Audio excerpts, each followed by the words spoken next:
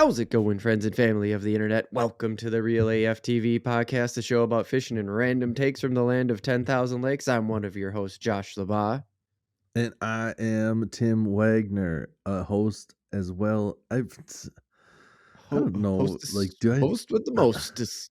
the host with the mostest sounds like an insult to you, though.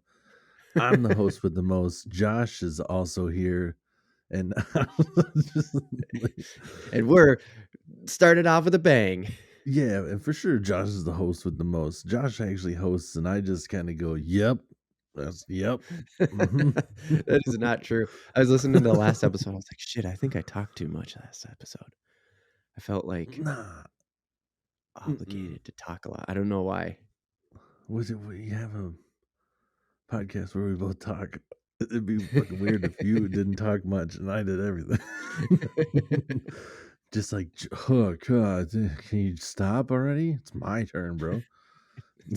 I want to talk. I'm hitting the mic with boogers on it today. I'll say this: neither of us are Bert Kreischer.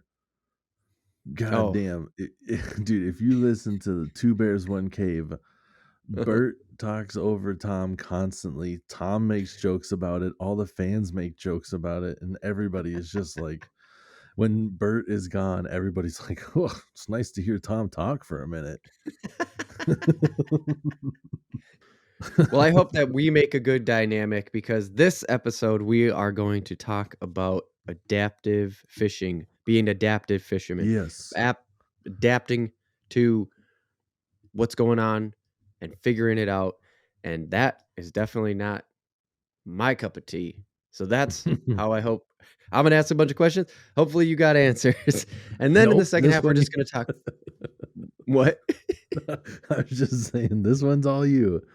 You get to take the Bert Kreischer lead, and you just go off the whole time, and I'll just sit here and try to say things, and you cut me off again. Like, oh, shit. I can do that. Okay, so fishing news. I got it from Outdoor News again. This place continues to come through all the time. The headline is, were those paddlefish worth the 70 G's? That's my headline. That's like my headline. 70 G monies? Yeah. So, man, I'll put the link in the description of the YouTube video. I always do that. So if you're, listening to this on Spotify or Amazon or something like that, go over to the YouTube video and you can read the full article. It's a good, well put together article, of course, with Outdoor News. But dude, I'm gonna shit on this guy. Yeah, I got a precursor to this story. I have no idea what's about to come, but just based off of your headline, I can already tell you. Everybody, listen closely. This is why the DNR has rules, and you can't break them. Shit gets really bad if you don't do what you're supposed to. Yeah. I literally have no idea what you're about to say. Yep. But I totally know what you're about to say. Yes, you do. Which is exactly also why I'm going to just kind of shit on this dude a little bit, because that's 100% what this is. It's just, when I started reading the article, because it was just like, man, poaching some paddlefish. And I'm like, man, what the fuck? Because we talked a lot about the paddlefish in episode 34, I believe it was. Yeah. Let me just check my notes here. It was our dams episode. Yeah. In episode 34. Yep. So we talked a lot about him in there. So this sort of stuff gets my attention. And sure enough, as it's known as Operation Charlie, where the feds and the states come together to help bust poaching stuff like this. Yeah. And the Lacey Act is basically what this guy was found in violation of. Now, I didn't go and get the Lacey Act stuff. It's just like, hey, just know that that's what this is. So if you're curious about it, you can go look it up yourself. We're going to just get into it here. So a so-called commercial fisherman and known dickhead about town, Joseph R. I practice it. The known dickhead about town is Joseph R. Shishiger. Yeah. Shishiger. That's what it is. Damn it. I practiced it too and I blew it. From English, Indiana. What a dumbass name of a town. No, I'm kidding. I'm kidding, people of English, Indiana. It looks the way it got abbreviated was really dumb looking, but yeah. So this guy got 6 months, 60 months probation, 200 hours of community service, a $5,500 fine, and $65,000 in restitution to the Ohio DNR. Excuse me. Yeah, so that's where the 70, was that paddlefish worth 70 grand? So this guy was a commercial fisherman, and he Yeah. goes and he pulls 107 paddlefish from the Ohio River in Ohio with gill Yeah. nets, all of which is illegal. Everything about that sentence is illegal. Mm, Yeah. Your reaction. Just go to the video. I just, Go to the video on like YouTube. Tim's just shaking his head. like if anybody knows better, it's the commercial fisherman. Like you know all the rules, or at least you should. You can't just Yeah, get into that business. You can't. Who gets into any business without knowing their shit? Like that person probably knows how things work. That's how you start in that business. Because there's a bunch of when you're right. talking commercial fishing, you're doing it to sell it for food and stuff. For the Mhm. most part, there's probably some other things that you can do with it, but Right, for the most part, you're selling that stuff, and there's a lot of different things with the FDA that you got to like get cleared. So there's a lot of hoops and rules to jump, through hoops to jump through, yep. rules to follow, not to jump through rules or whatever I just said. No, I know what you But mean. it's like, what are you doing? And Seriously. why paddlefish? Did they say that? Like, did they say what he was doing with them? Yeah, yeah, so, he must have been a paddlefish. It didn't say this, but he must have been because he knew what to do with them, and he knew how to sell them. So he brought them back to Indiana. He crossed so he went through Kentucky from Yeah. Indiana into Ohio, poached in Ohio, came back into Indiana through 2 states. So he crossed state lines, which is how the feds got Right. involved, Yeah, right? exactly. So he crossed Yep. state lines with these fish, but he had to have known what he was doing with them because he was bringing them back to sell them in his shop. That's why I called him a commercial fisherman, because he had a shop. He was selling the paddlefish in. I guess their roe is really something people are into, so that's pretty dope. Oh, But they yeah. harvest them from the fish. It's not like they grab the fish and squeeze it out and put it back. So the fish is Right. like harvested, and they put him in, and this was hard for me to find, but he also sold them in bullets, is what they called it in the article. I was like, what the hell's a bullet? You have any idea what that is, Tim, off the top of your head? Just No, I'm assuming it's probably like are they talking about the roe still? no, this was the actual fish itself. So Oh. yeah, No, I've they never heard that it's term. That's weird. yeah, I never heard it either, and it took a decent little search to find it, and it's just the gutted fish without its tail and its head.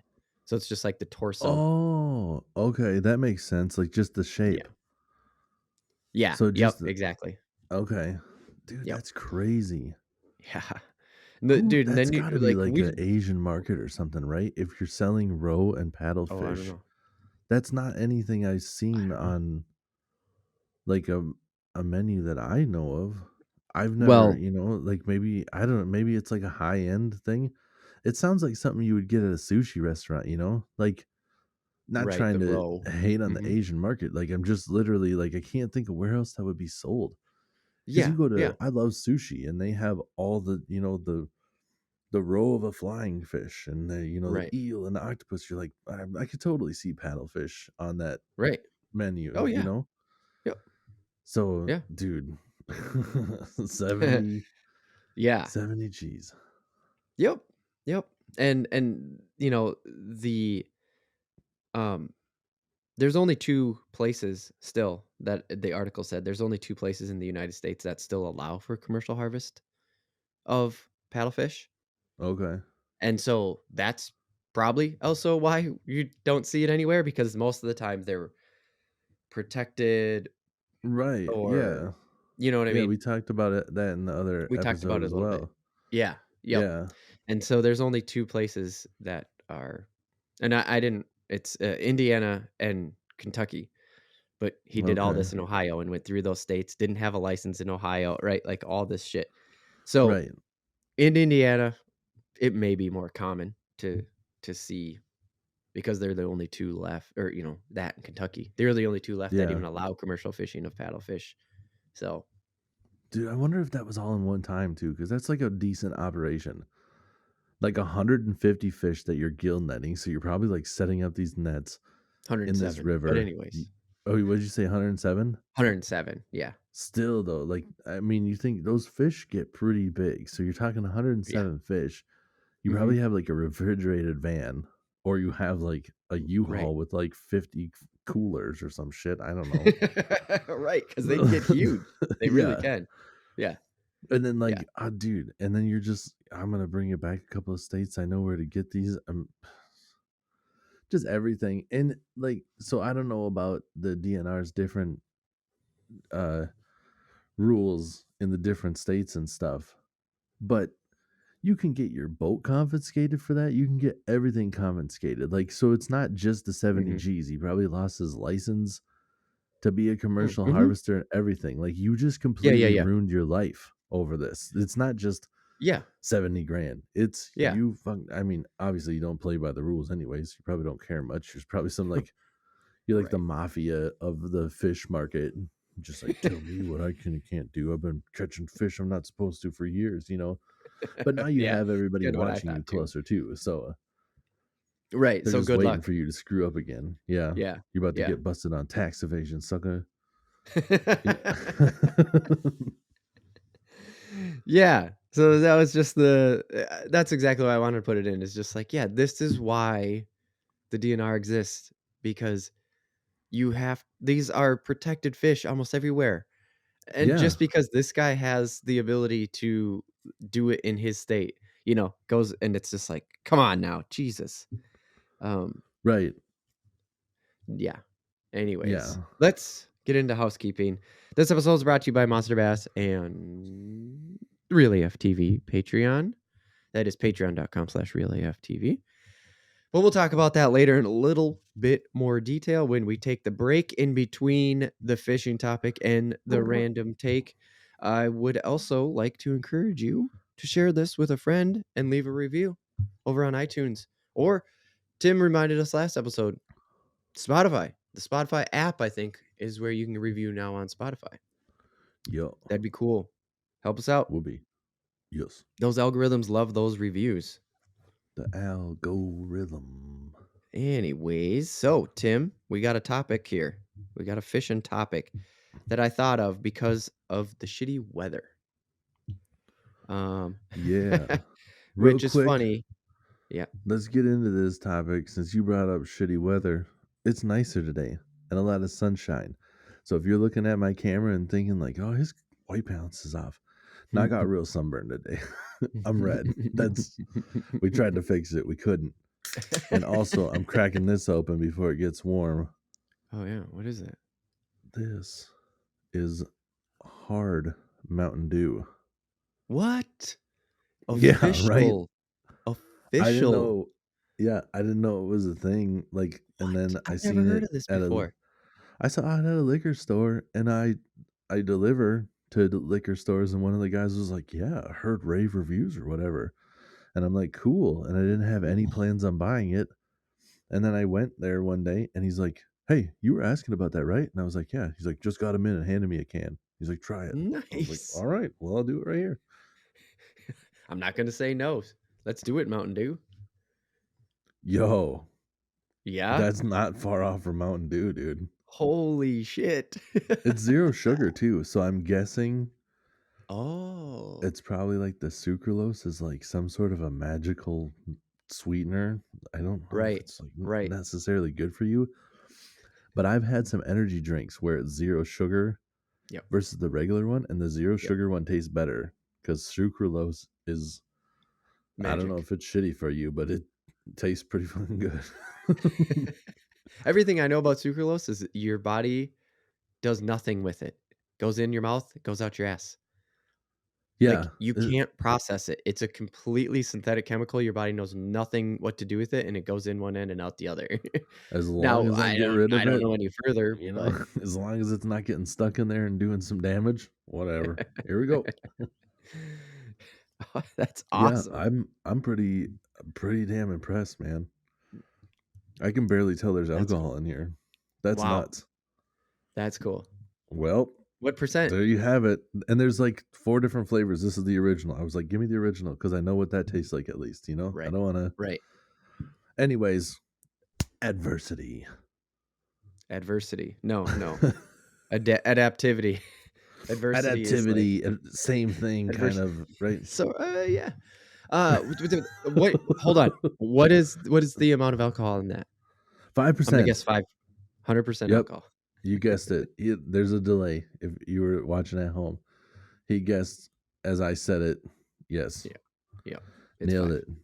It says They always 21 are. plus contains alcohol right on the top. Like, you don't have to do that on a beer. Like, they know. Like, Right. hey, kids, this isn't Mountain Dew. Malt beverage with natural flavors, artificial sweetener, and artificial sweetener. No shit. There's no calories. How did you do Right. that? It's not How real. else would it be possible? Alright. Okay. Okay, Tim. So, let's talk about adapting fishing. Like, so the weather's been shitty. That Yes. was what made me think of this topic because I was just like, "Well, how do you even adapt to this?" And I was like, "Oh, shit. Okay. There we go, there we go." Because you also watching the well, what ends up being spring, late winter, early spring for us when the Bassmasters going on Yeah. is, they talk a lot about being about adapting to the conditions and stuff like that too, and I'm Mm-hmm. just like, Mm-hmm. "Well, what does that mean exactly when as someone who doesn't fully understand it other than having tons of gear?" Well, I just have shitloads of gear. That's Right. that's Sure. what adaptive fishing is. You're like, Hey, it helps. "Yeah, I'm sure it helps." That can't be the only thing though. No. No, you just having a bunch of gear isn't going to get you anywhere. I mean, it will, but if you don't know how to use Right. any of it or when to use it, that's not going to do Yeah, you much good. yeah. But I mean, for the most part, adaptive fishing is understanding what the fish do when they do it. Studying the fish themselves is, I think, almost more important than Yeah. trying to learn how to fish. To understand the fish's movement, why they're there, what they're doing, Right, right. and try to get a feel for why they might not be there is probably more important. Because if you think that they're in Mm. one spot and you're wrong, you have to kind of, that's where the adaptiveness really comes in to just be like, Oh, then you got to try to figure out too, depending on like what your abilities are and what kind of electronics you have. Am I in the wrong spot or am I yeah. fishing the wrong way? Right. Okay, Because okay, yeah. so, I mean, a big part of it is like the temperature and like the barometric pressure, which will Okay. change. Like if you're not familiar with the barometric pressure, anybody I'm sure has seen the news and you see the weatherman or the weather lady or whatever you want to say, the non-binary Weather weather person. person. That we But assume they are flesh and bone. yes, I don't I know. would Maybe it's I an AI think hologram. maybe it is. That's they just all of a sudden they're just like about to lift their hand and they're just like to the side of the screen and everything's lined up perfect and you're just like, oh no, are we in the Matrix? I don't know. Anyways, this Mountain Dew's going in my head. But yeah, uh, actually, that was the first note that I had here because we say it all the time is be an amateur meteorologist. Like I've said it yes, before. We haven't said yeah, it lately, but I think it's time to say it again. right, right. And the part I was getting to with like the the the weather people when they're showing you that thing and you see them, you don't really need to know what they're talking about. But when they're kind of Mhm. like, Mhm. we have this high pressure system from the north coming down to the south, and then Mhm. the low pressure here, whatever, Mhm. those pressures actually make a difference. That the barometric pressure Mhm. can turn fish on and they can shut them off. It's weird. Yeah. So, Sure. and it's not always a given, but for the most part, like that's what happens right before a storm hits, is that Oh. the pressure hits and then Uh-huh. it drives the fish a little bit crazy, and then Right. they'll bite real good before the storm hits, and then right after the storm hits, during the storm it can be all right, and then Mhm. like the day after the storm, normally that fishing is pretty tough. Ah, okay. So, yeah, there's all these pressure systems. I've talked about this before, so I'm not going to get into like Right. Yeah. everything of what you should be doing on these things, but Right. like you said, being a amateur meteorologist, learning what a cold front is and kind of understanding like what Mhm. you're dealing with when you're dealing with it, as far Yeah. as like a storm is about to come, paying attention to what you got coming is a big deal. Like if Right. you're a weekend warrior and you know you're going to be fishing on the weekend, try to watch the weather and try to get a feel for what you're going to be doing before Yep. you go out there. It's having a game plan is huge, because Yeah. if you go out It there with like, you know, I'm gonna I'm gonna go out here and I'm gonna fish super aggressive all weekend because I don't have a, or like I get Saturday, I'm gonna fish super aggressive Saturday. Well, Yep. maybe the weather isn't allowing you to fish super aggressive, so you need to Ah. know that in advance, because the Right, weather, right. the temperature is another thing, where like the cold front and the cold in general, like how Mhm. you were talking about the weather right now, Yeah. like it's colder than it usually is Right. this time of year. Like the Yep. ice is just getting off some lakes. Some lakes still have ice on it, Right. and that cold weather is makes the fish move slower. It's just kind of built into it, Yeah. Okay. you know? Yep. Mhm. So because of that, you kind of have to fish slower too. Like if Right. you're fishing and moving your bait fast, it's just super unnatural to them because everything is moving slow. So if you're moving your bait fast, they're just kind of like, I don't know what's Yeah. up with that, So, what I'm hearing is the adaptive part about the about, like, the weather and the barometric pressure and stuff like that you're talking about is, like, don't go out with that preset in your head of, "I need to cover a lot of water because I have Saturday only," and you're just gonna go out and just cast reel, just get out and just, like, cover water. Right. Adapt to the situation as the Yeah. storm adapts as you get closer to Saturday. Like, watch the forecast all week and then change your game plan morning of, or, like, Right. put your game plan together the morning of. Yep. Yep. Yep. Or even try to adapt during the day. If you still have it Oh, in your mind, even if the weather is like, and you're like, I think it might still work, try it. That's up to you. right. But if it doesn't work, if you're out there and you're fishing hard and you're fishing fast and stuff, Mhm. then Mhm. that's where the adaptiveness really comes into to Yeah. play, where you have to Right. switch it up. If you're fishing fast and you're not getting any bites, then sometimes it becomes a question of like, am I in the wrong spot? Are the fish not even here? Like this Mhm. time of Mhm. year when the weather's cold and the water's, just starting to warm up, almost everything is up in the shallows. Everything's moving up into the shallows. The bass Sure. are thinking about spawning and they're starting to feed now, and walleyes are up there, and the crappies are about to go up and spawn and stuff. So it depends on what you're trying to fish for, but for the most part, everything's going Sure. shallow because that water is warming up and they're all going up there to feed and stuff. So like Right.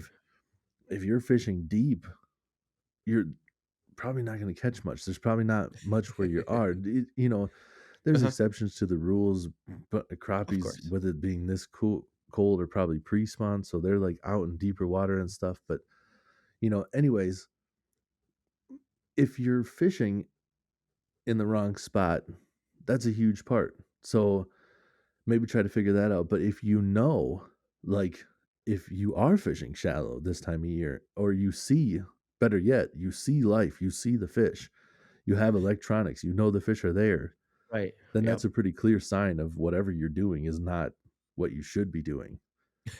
Then you I either get need to yeah, do okay. then you either need to do one of two things and maybe both. You need to either slow it down or downsize.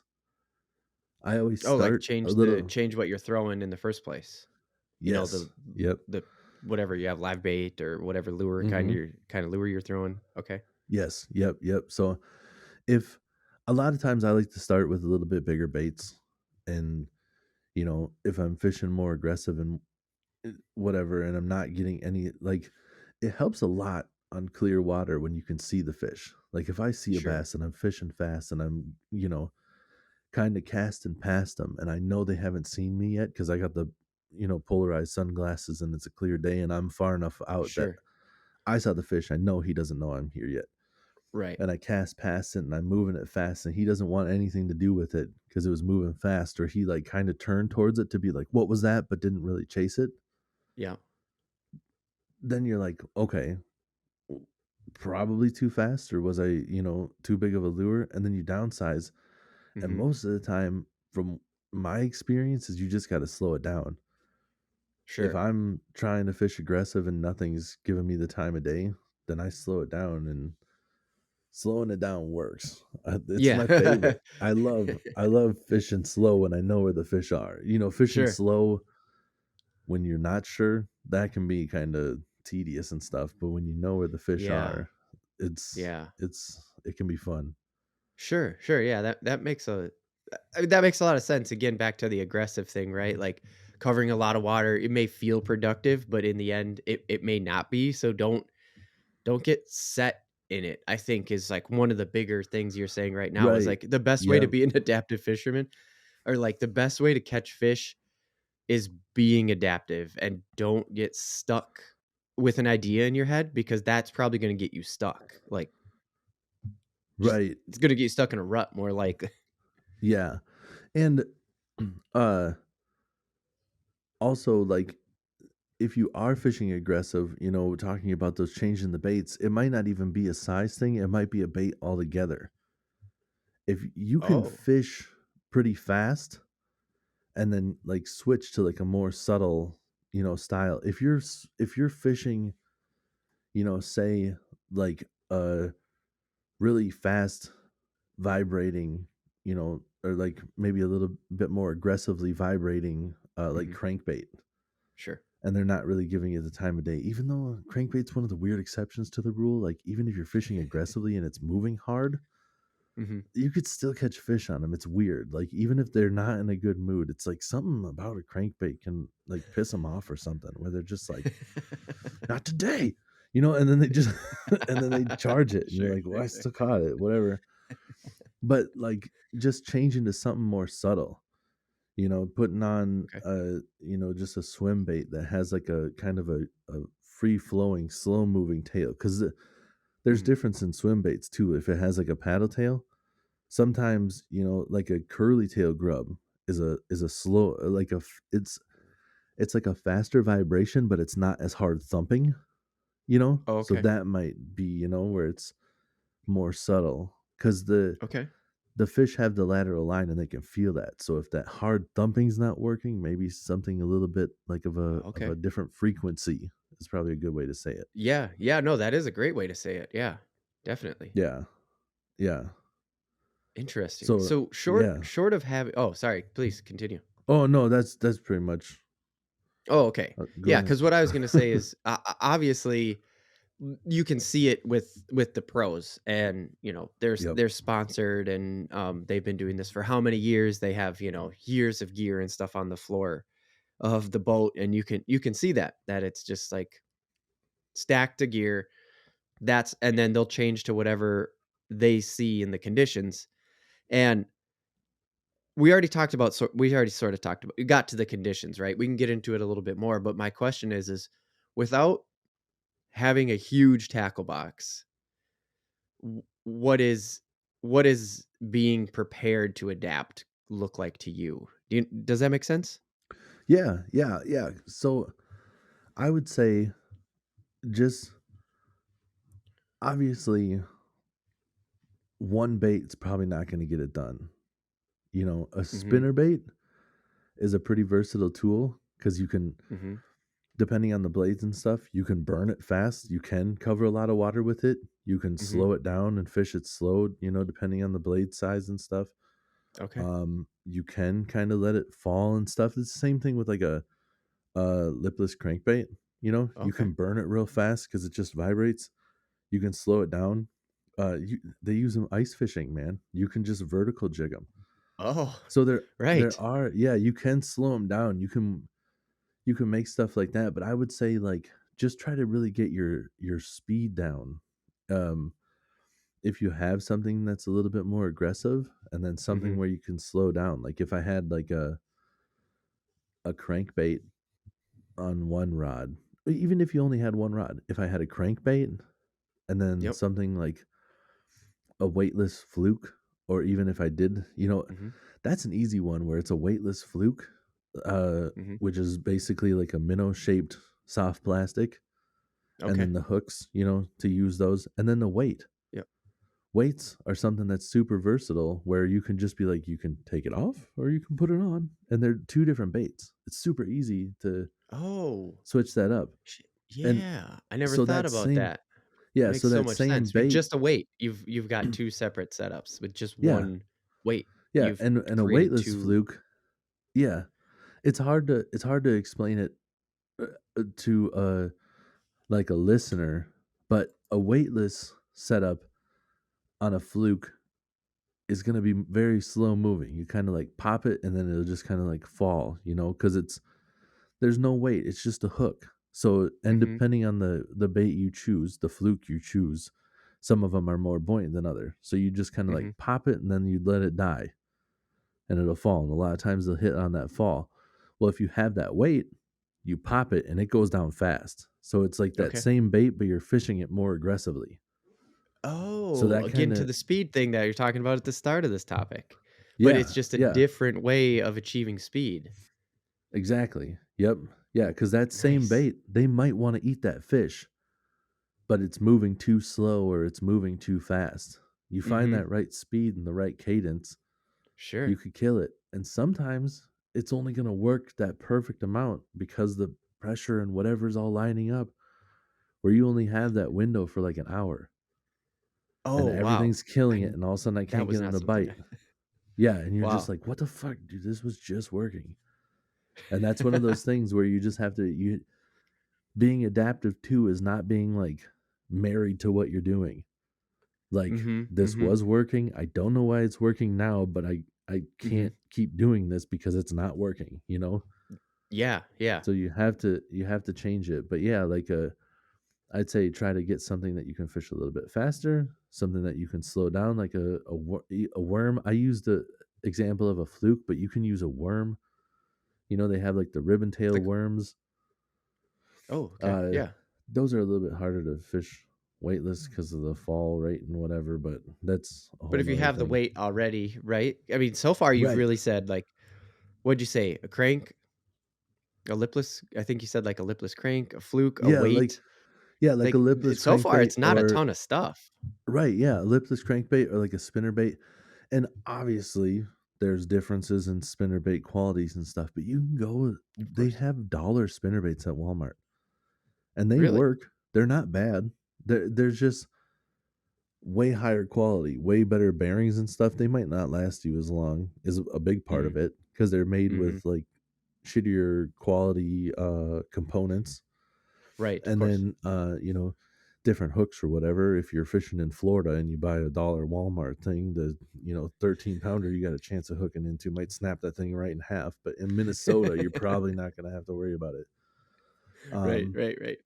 but so you got really, I mean, if you're talking bass fishing, kind of that slow and then that fast, and Mhm. that's all I would say you really need to try to figure them Yeah. out. There's a lot of different versions of that slow and that fast. And Mhm. I But mean, the nice there thing there that are, I like, extremes to the slow too. With the cold that we're talking right now, like a suspending Oh. jerkbait and stuff, like, that would Uh-huh. probably help a lot too. Because if you're having a real hard time and you can't get anything to bite, but you know that the fish are there, Mhm. I'm not kidding. Some of the pros will, like, pop that thing, pop, pop, and let it sit there, and they'll count to, like, 30. What? Uh-huh. And They just let it will not sit. move it. Just let it sit there for 30 seconds. Because that Jeez. fish just suspending there, sitting there is like that smallmouth that's waiting there is like, I'm not interested. I'm not gonna eat it.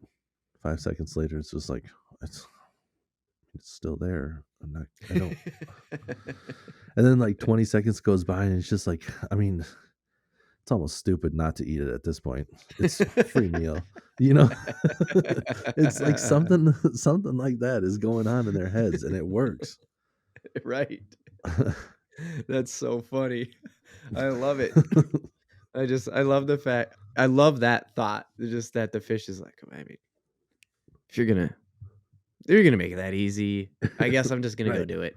Yeah, I mean, this he's clearly whatever's wrong with that guy, he's not gonna make it anyways. I mean, I wasn't feeling like murder today, but I'm doing him a favor, I suppose. So Right, right. Putting it out of its misery, so, that's, that's how this is gonna work.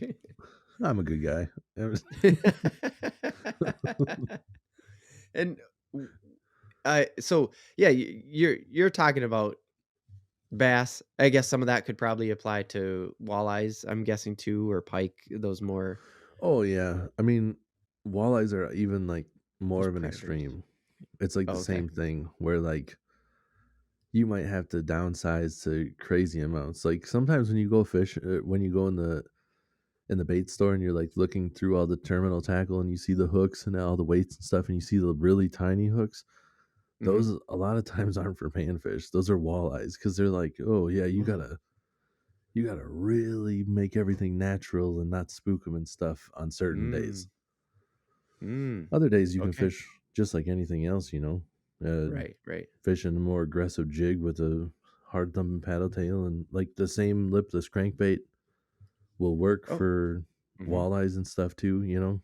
Sure. Those the weightless flukes not so much. It's just Okay. something about those with the walleyes not normally working. I don't know why. Huh. But Yeah. I don't know yeah, either. it's a lot of the same stuff. With panfish too. Panfish are a Mhm.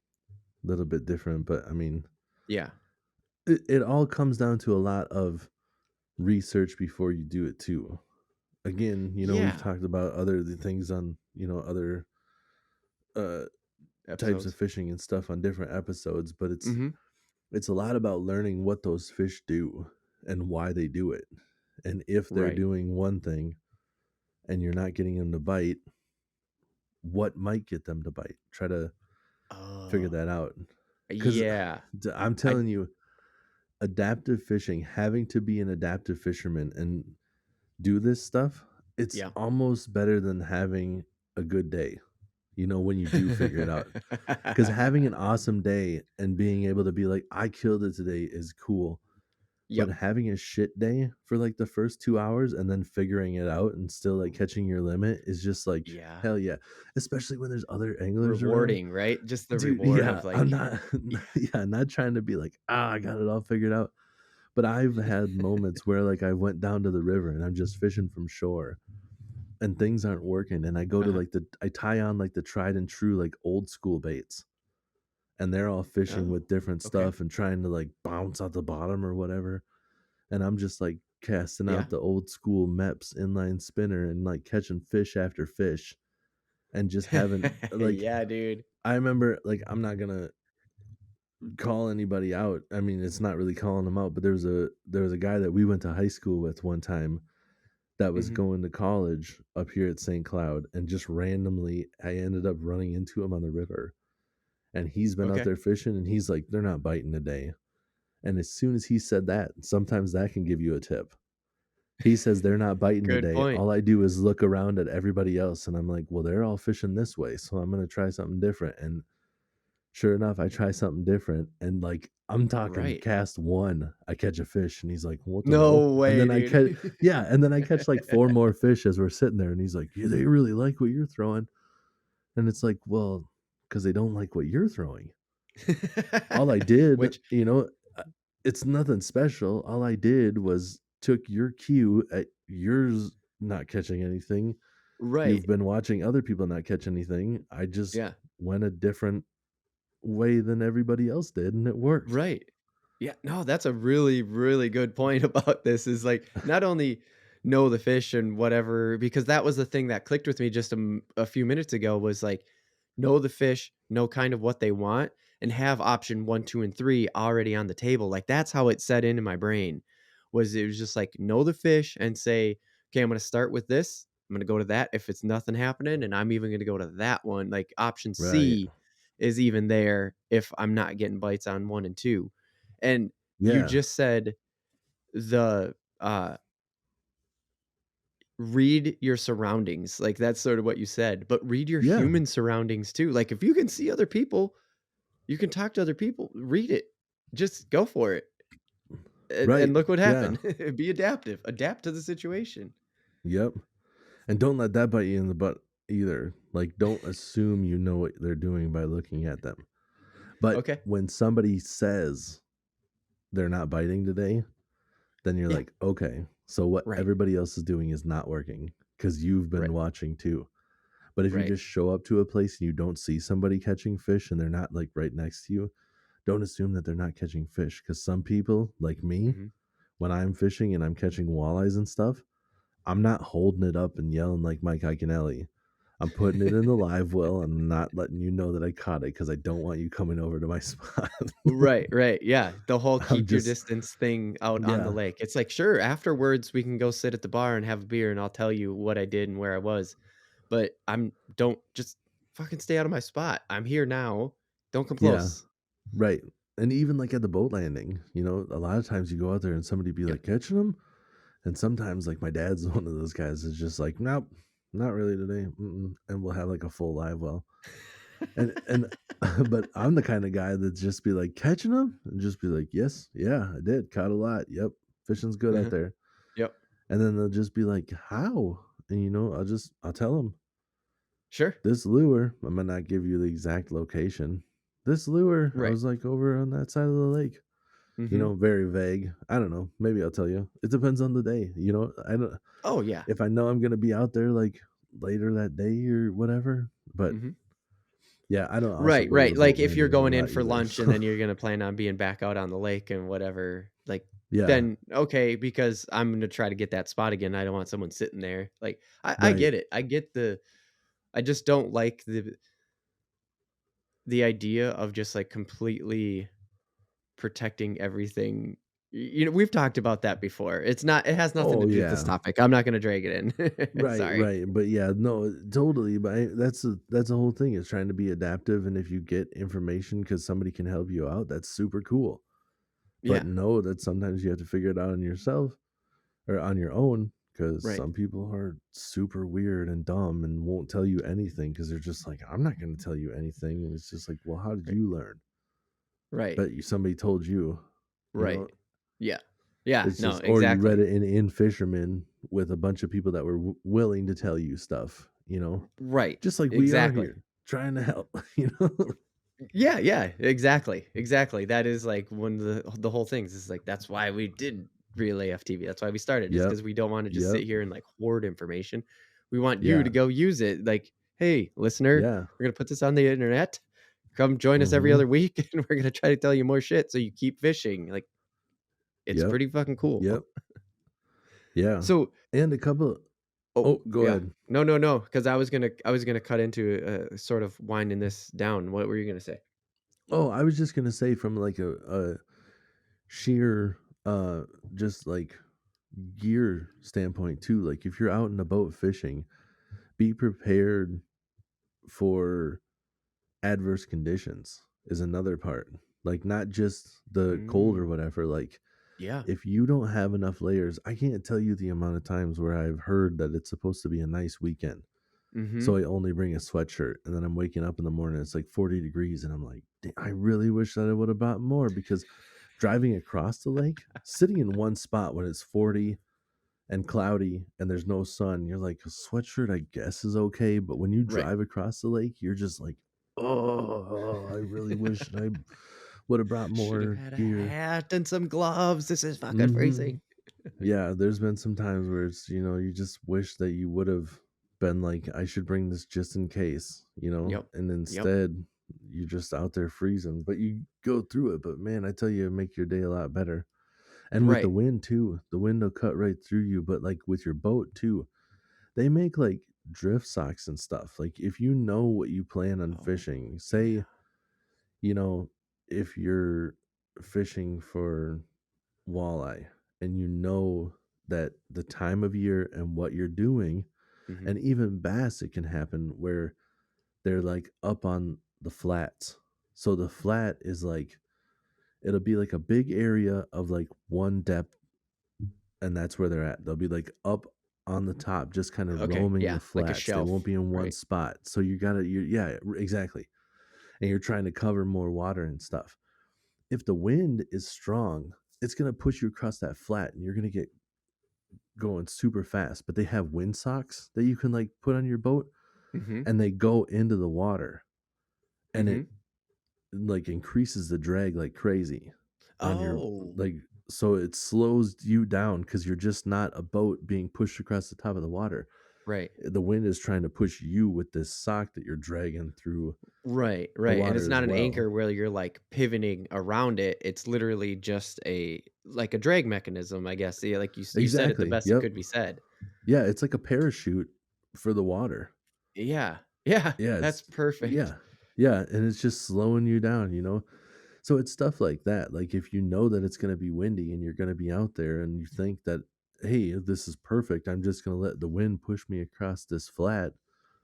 Well, you Mhm, might mhm, go across that flat pretty darn fast depending on what you're dealing with. So it's just sure, stuff like that. Just trying to be yeah, prepared for any scenario is what makes you a better there you adaptive go. fisherman. And that's why all Yeah. the professionals have so much gear, because they pretty much have something for everything, you know? Right, right, right.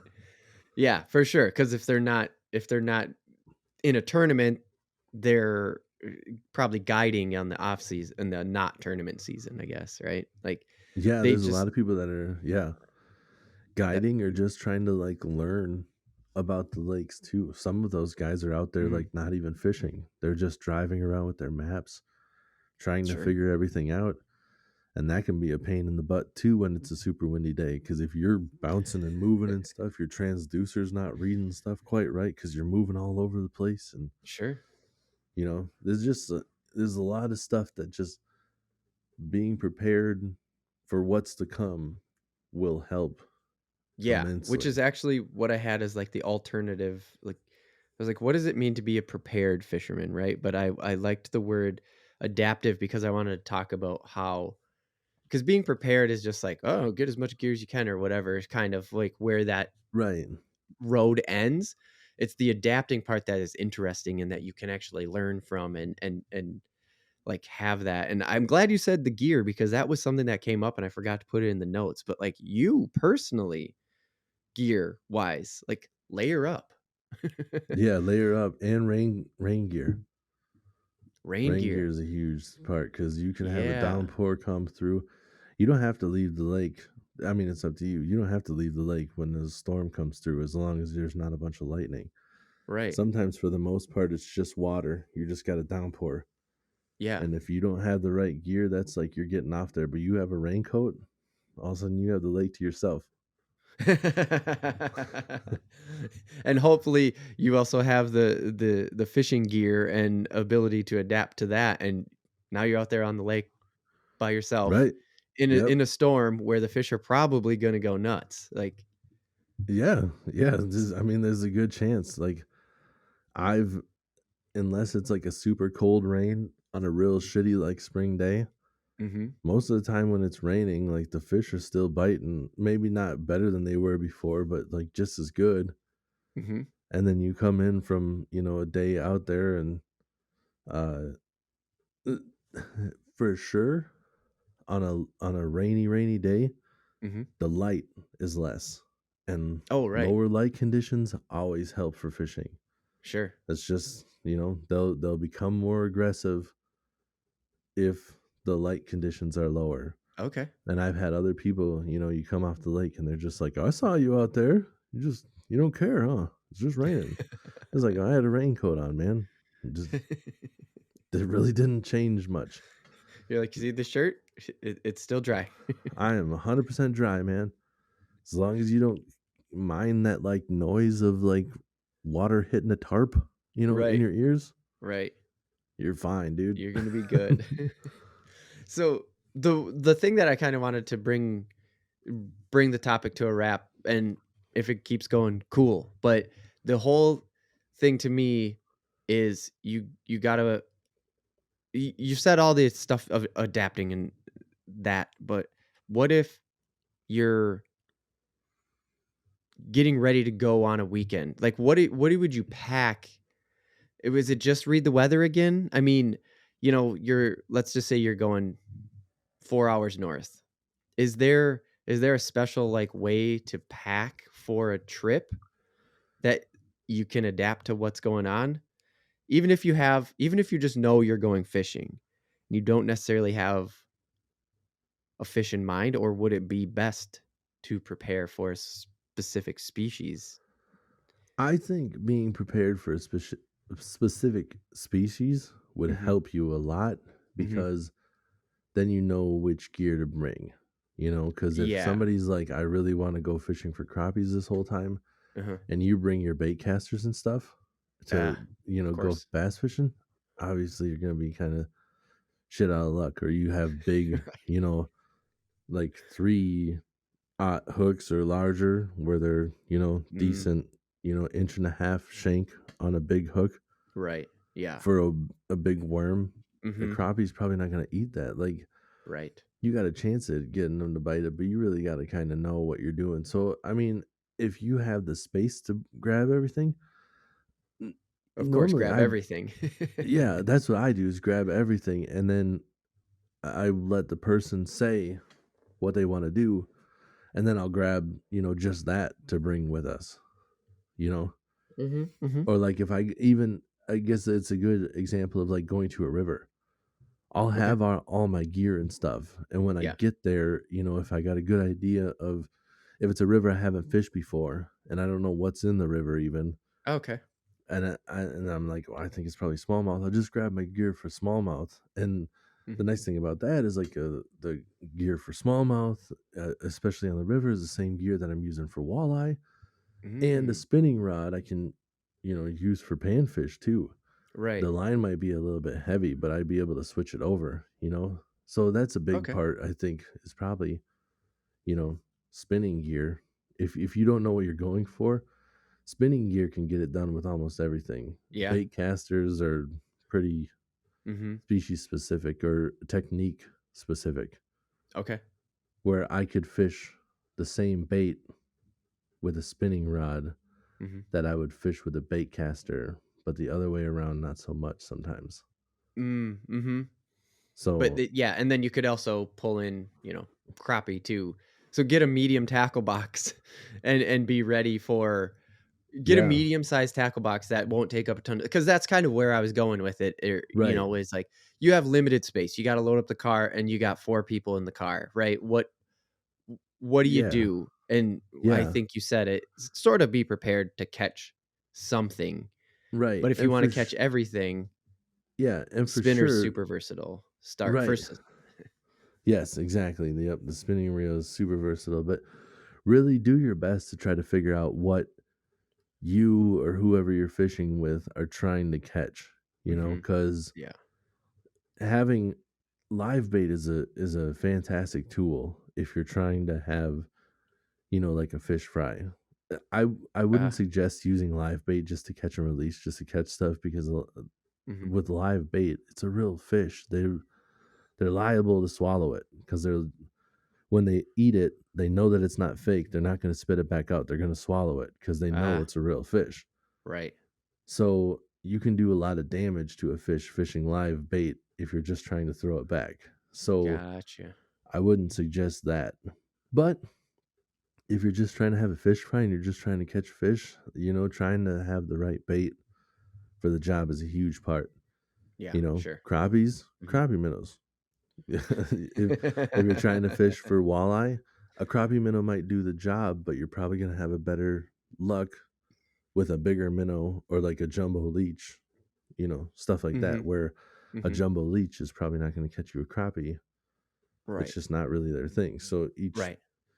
fish has its preferred bait, and trying to figure that out beforehand so you have the right bait too Mhm. is a huge part Yeah. of being adaptive before you go out there, because maybe the live bait doesn't work, but at least you were using the right stuff. Where Sure.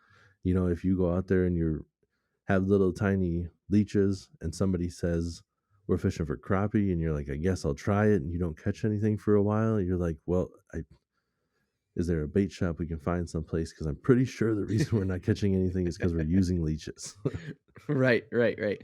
With so something I thought of while you were saying that is if you're walleyes, crappies, whatever, hooks usually don't take up a lot of space.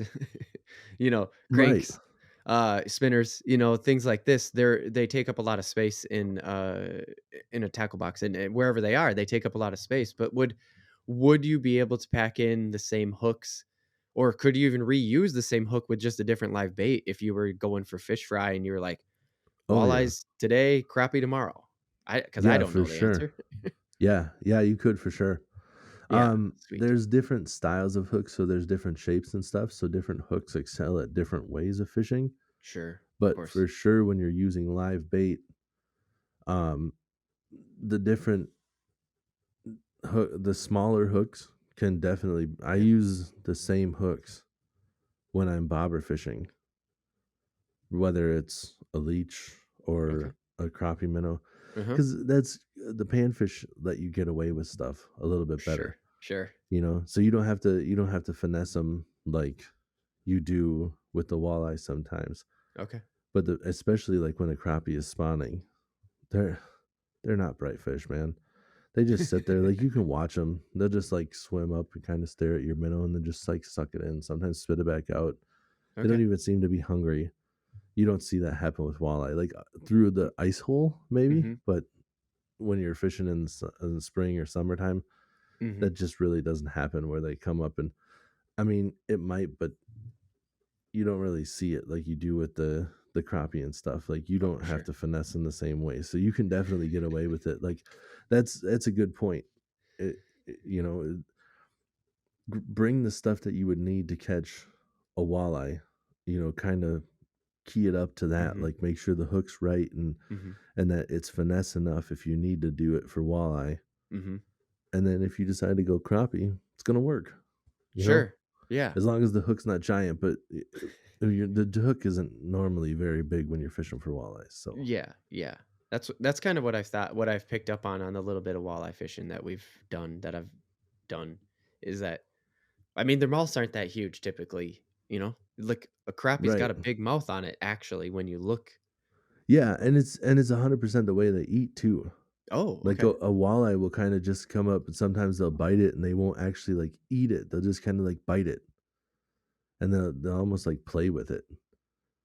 Okay. So that's why sometimes too, where you see the walleye fishermen, if you ever seen them like dragging like a lindy rig. So a lindy rig is a weight, and the line goes through, and there's like a hook, and there's a different, you could set them up a different way, a bunch of different ways, but there's like a leech or a minnow on this hook, and when you Mhm. feel some little biting, you can just open your bail and let the fish take it, because the line actually goes through the weight, so it's not feeling any resistance. Oh, So with a walleye, nice.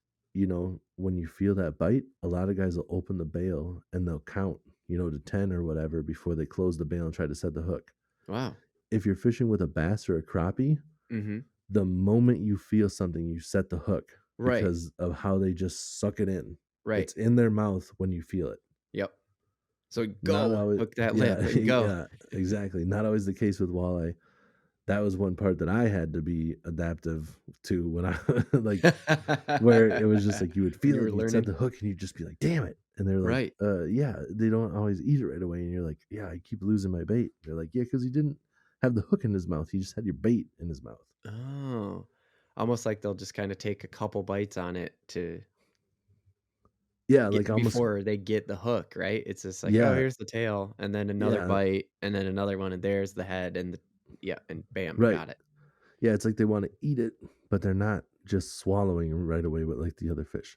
Right. They'll bite it a couple times and kind of like slow it down, and then pull it in. It's almost like they're more of a hunter versus Sure. just a big, I don't know, what do you even call the other ones? Inhaler. Yeah. Just gone. Right, yeah, an inhaler of food. Yeah. You reminded me, though, we've been working on it. I think I no, I definitely said that crappie video from last year, it's gonna go live by crappie spawn this year, so we better get on that shit. Yes. I think I got the edit pretty tightened up. Anyways, don't wanna get too far into that, but hey, we have video. We have video, guys. We It's have true. video. And the We do weather might have have some. bought us an extra week, but we have video. I know. We got lucky. So, yes, look for that coming in the near future over on YouTube Relay FTV. Remember, you can look us up. We got the video podcast over there if you're listening to it on a different one. But that was not where I wanted to go with this. I didn't want to rant off on like, hey, here's a plug. But I just when you talked about the crappies, it just made Yeah. me, oh yeah, because I've been editing the crappie footage and it's pretty Oh, dude, crazy. totally get it. Yeah. So yeah, it was the whole mouth thing because some like you hold them like bass almost. It's like, oh Oh, for shit, sure. yeah, Yep. yeah, Yeah. S- Yeah, you'd lip them just like a bath. You lip them just like a bath. No, you you hold them up just like a bass because they have a very similar mouth. yeah, yeah, Yeah, where the crappie almost has like more of an underbite though. Like the bottom sure, lip comes over the yep, front yeah, top like lip a a little bit bulldog, more. bulldog style. Yeah, looks like them. What is it, meeker? Yeah. Meep meep. No, Or the- he does. That's freaking Roadrunner. What the fuck was I? yeah, me. He does. He does just kind of beep though, like you, yeah, Yeah, it or just whatever. starts. It's kind of slow and then starts up.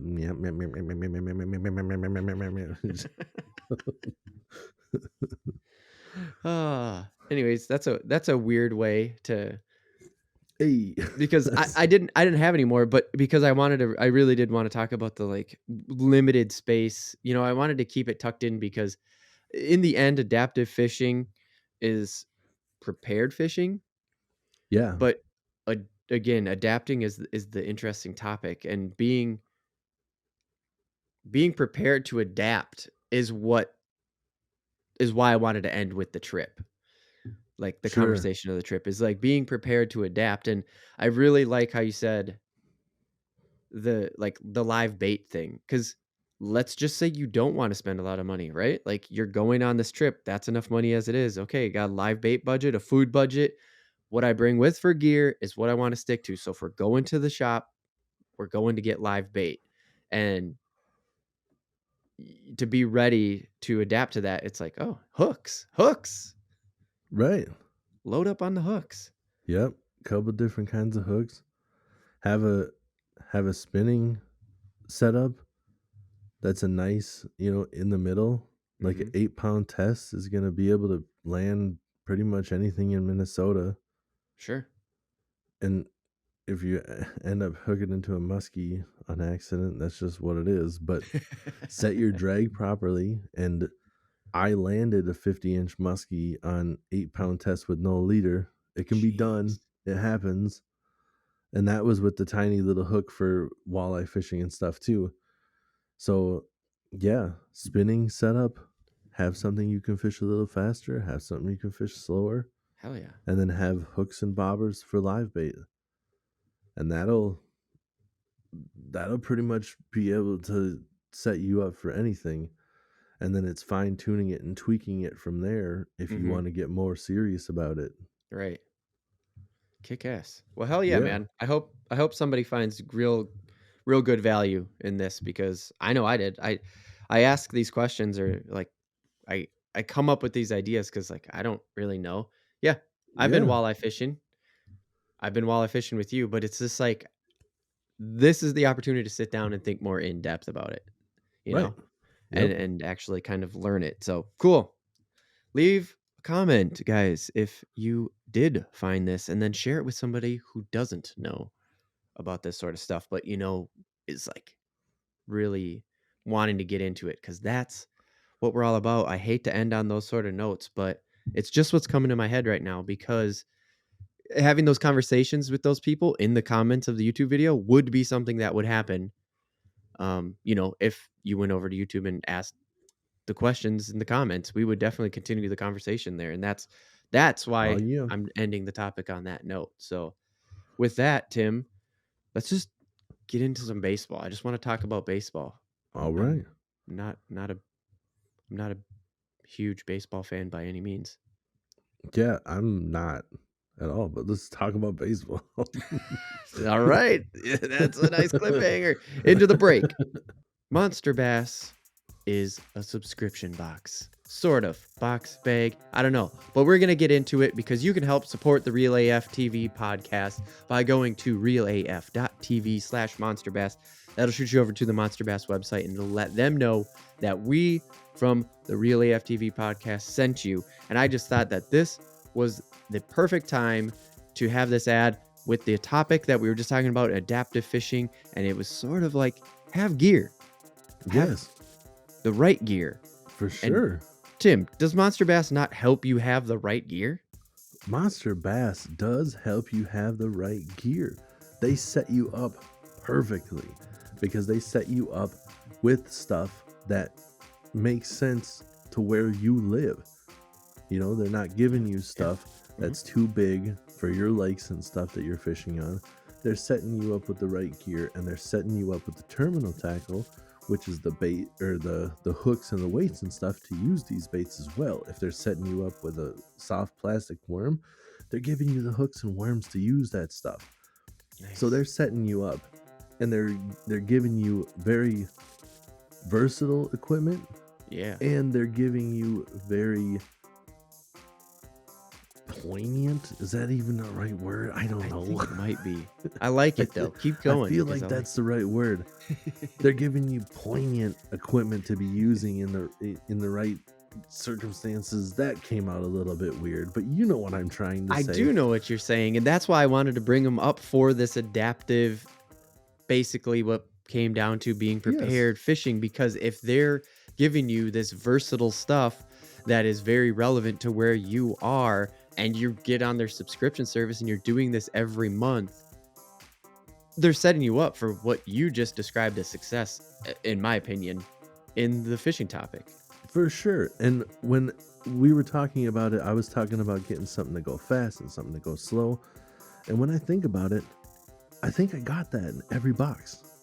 I think I have something to go fast. I think I have something to go slow. I have the weights to fish at different speeds with different baits that they gave me.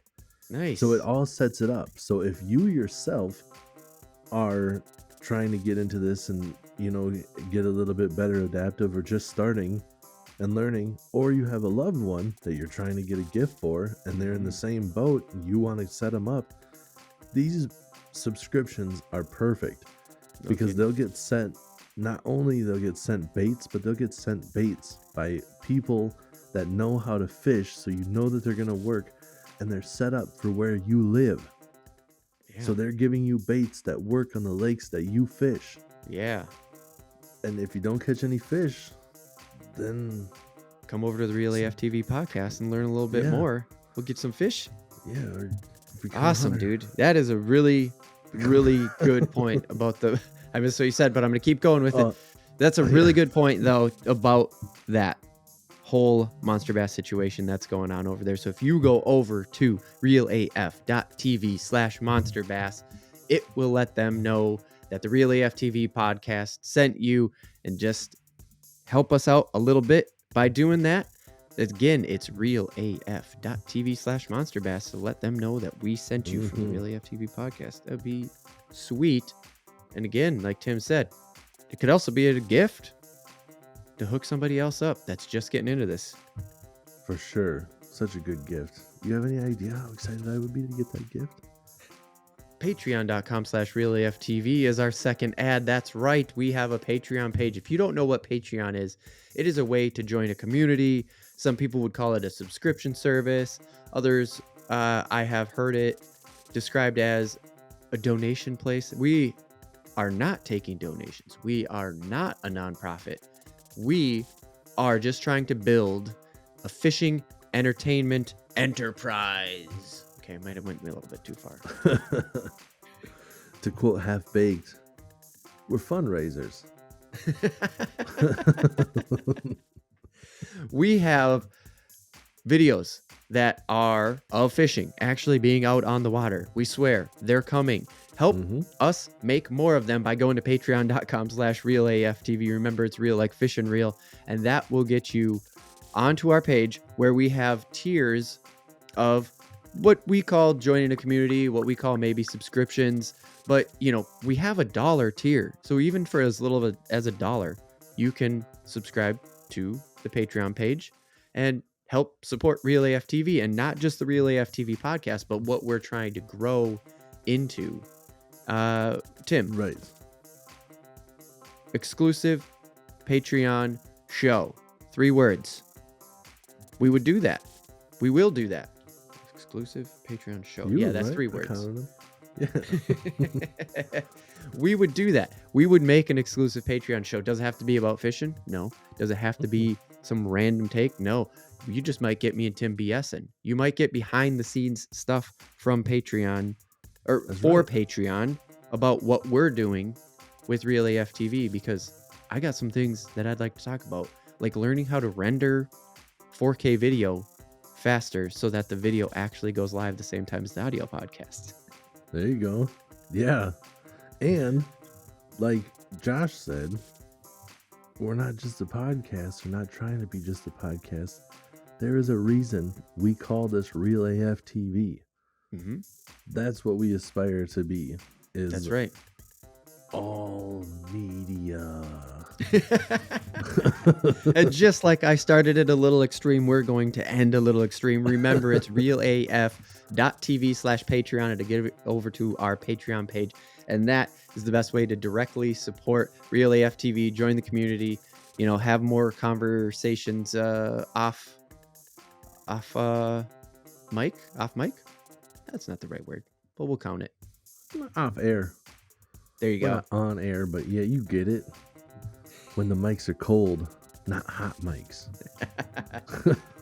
Exactly. Patreon.com/RealAFTV. Remember, real like fish and real. Thanks for the support.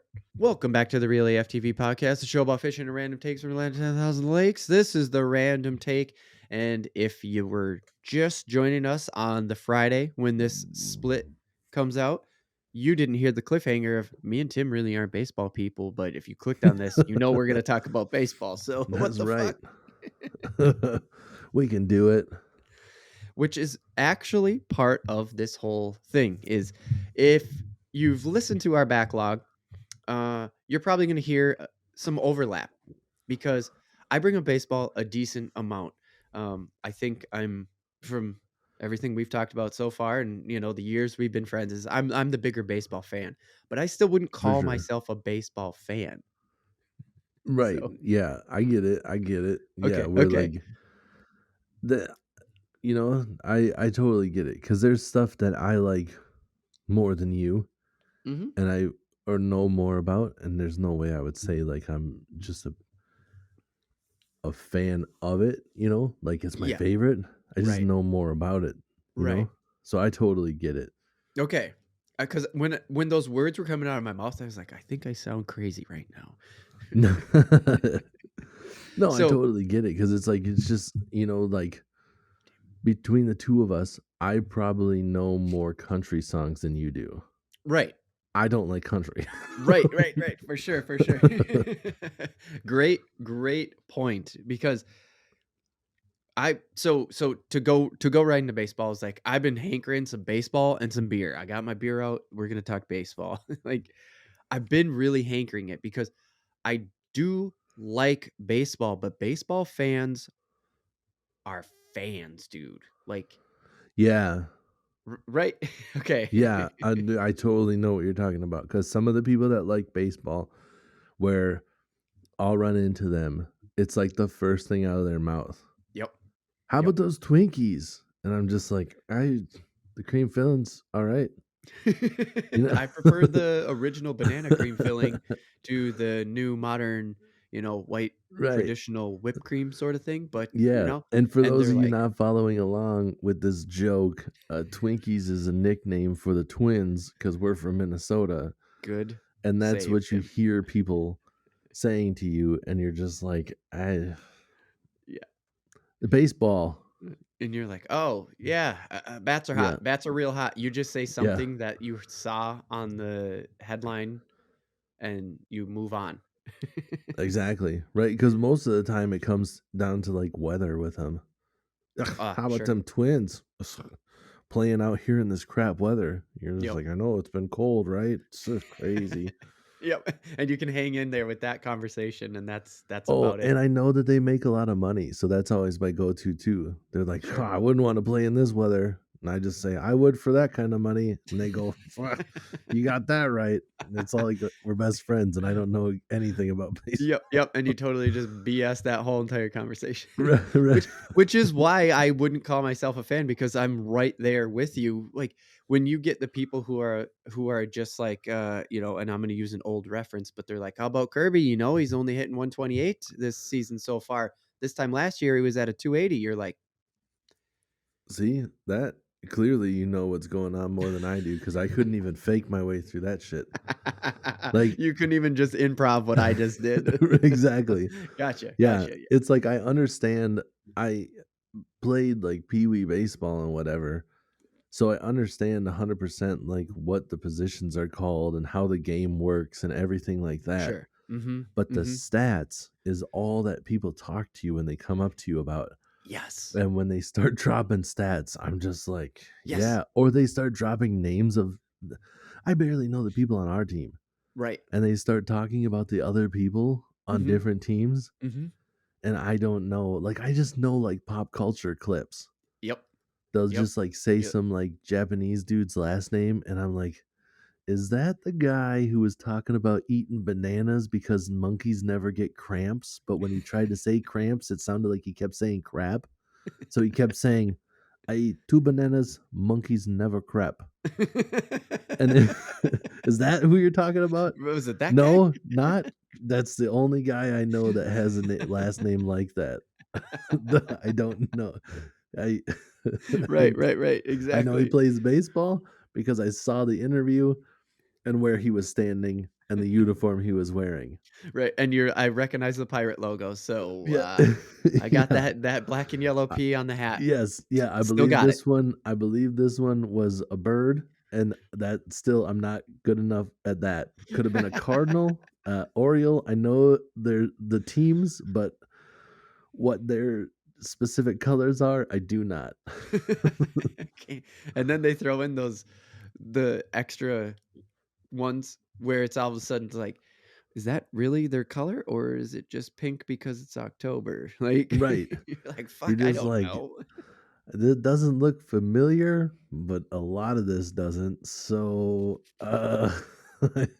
So the pink birds, I'm gonna say they're the flamingos.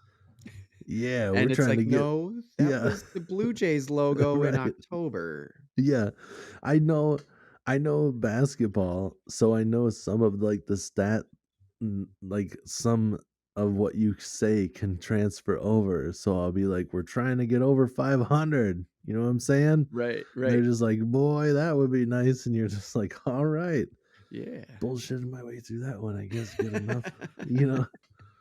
And then some Yeah. other people I don't even try. They're just like, "How about them Twins?" And I'm like, "No baseball for me."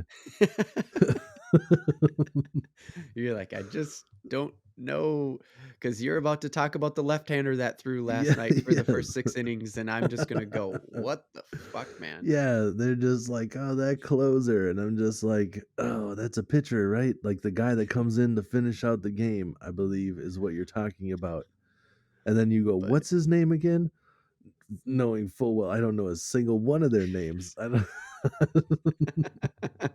and then Yeah, but that being said, I don't know if you're trying to transition to this, Yeah, but yeah. baseball live, I would like going to a baseball live game. Dude, yes, 100%. That is exactly what I meant at the beginning when I said, "I've been hankering some baseball and some beer." I got my Yeah. I got my Mallards hat on right now. They are the Madison version of what you got up there in St. Cloud, the Rocks. Yes. It's just like Yep. it's literally the same league, the Northwoods League. It's the same league, so they play each other at Yeah. some point. And the minor league games are just dope, man. Like Mhm. I because of what it's like going to the stadium. The prices Yes, aren't outrageous, the food and stuff, like it's a good entertainment and you get set up nice. The Rocks for here have sure. like a ticket that you can buy that's a little bit more expensive, but it sets you up on like a buffet style line where you're just grabbing hot dogs and hamburgers and then you get Hell tickets yeah, for dude. beer and everything. You remember that? Me and you went there Yeah. Oh, yeah. Oh, and yeah. It was the and best, and you had your own deck. Like, yeah, they put and we you up on a decided to deck, which is really yeah, what I wanna do. I just wanna sit in a lawn chair and be entertained instead of sitting in the lawn chair and stare at somebody else's front yard. right. And when the beer doesn't cost $10 a can, Right. you can play fun games like we're gonna drink a beer an inning. Yep. And then me and you go to a game where it's a pitching battle and it's like 3 outs, 3 outs, 3 outs, and all of a sudden we're like 6 innings in and they're like, "Inning 7," and we're like, "We have to get another fucking beer." "All right, man, we said we were gonna do it." Shit. We said we were gonna keep up, This is going and so fast. what the hell is happening? This game is going super fast. I don't think a single person has made it to a base. This is nuts. The idea is that baseball is gonna take, like, at least 2.5 hours, Yeah. that you can stretch this out. It'll be fine. Next thing you know, nope, it's just a pitching duel. You're like, "Fuck." Just like this is going way too quick, but we said we were gonna do it, and we're a men of our words. Commit, damn it, commit. Commit. But yes, that's exactly it. Is like I I love going to baseball games. Like we I want like the Mallards, the Rocks. It's like all the college kids. Like they're still good athletes. Oh, for sure. They're not just some dinks out there playing baseball. Like it's good ball. It's still good ball. Yeah, Even us, right? Not being baseball fans as we've been talking about, we still yeah. know that it's a good game. Oh, yeah, for sure. I mean, anybody that can launch a ball in like 7 I don't know how many different pitches there are, but There's a lot. anybody that has a repertoire of different pitches to Mhm. throw is definitely I mean, all the different, uh, positions are athletes, Yeah, but somebody that can throw a ball that many different ways right. got my respect, like, straight off the bat, and you're throwing it For sure. accurately, like, you might not be throwing what's the difference between a minor league guy and a professional guy? The minor league guy, his curveball isn't quite as good and it's not quite as fast, but it's still impressive, Yeah. you Oh, know? for sure. Yeah. If you were at a party and that guy chucked a ball, like, 80 miles an hour at the exact spot he was trying to hit, you'd be like, Right. "God damn." Right. But in the pros, it's 10 miles an hour slower than them, so he didn't make it that far, you know? Right. Yep. So, yeah, totally, there if you make it any place past high school, even high school athletes are athletes, but if you make it past Mhm. high school, Mhm. you're you're very talented in my book, you know? Yeah. Oh, yeah, for sure, and it's fun to watch, like, those people make the game, uh, interesting and fun and entertaining, and it's Right. a good game. It's Yeah. sure, I have a baseball in field here, like, nearby, I guess, Mhm. is what I'm trying to say. There's a baseball field nearby, and we could walk over there if we wanted to and watch some maybe upper middle school, lower high school, whatever ball. No offense to those kids, but it's just like, I'm not gonna do that. I'm just not gonna do that Right. Yeah. because they may play good ball, but also remember they have to let the shitty kids play. Right. Right. And every time that kid comes up, you're just like, "Fuck, man, this kid strike out again? Fucking A, that's stupid." Right, right. Like, Just you go gonna to whiff. these amateur ones, and you're just like, "Well, at least this guy's got a chance." Right, exactly. Yeah. And dude, this is slightly off topic of what you were talking about, but like going back to the baseball and stuff I don't quite understand, but is also Oh, yeah. cool. Uh-huh. Minor league guys have a chance at still becoming pros. Oh, yeah, You for know, sure. like that's not so much in other sports. Right. Like if you don't get drafted in football, you might get signed undrafted, but there's not a Yep. very good chance you're going to do anything as Right. far as a career goes. But a minor Mhm. league dude may literally just be waiting in the wings for like an injury to happen or whatever, and then they Right. call him up because they are that good. Right. There's just somebody slightly better at Just a doing one little bit thing than better. them. Yep. Mhm. And But even in that the franchise too, did you know that? what So, do you like mean?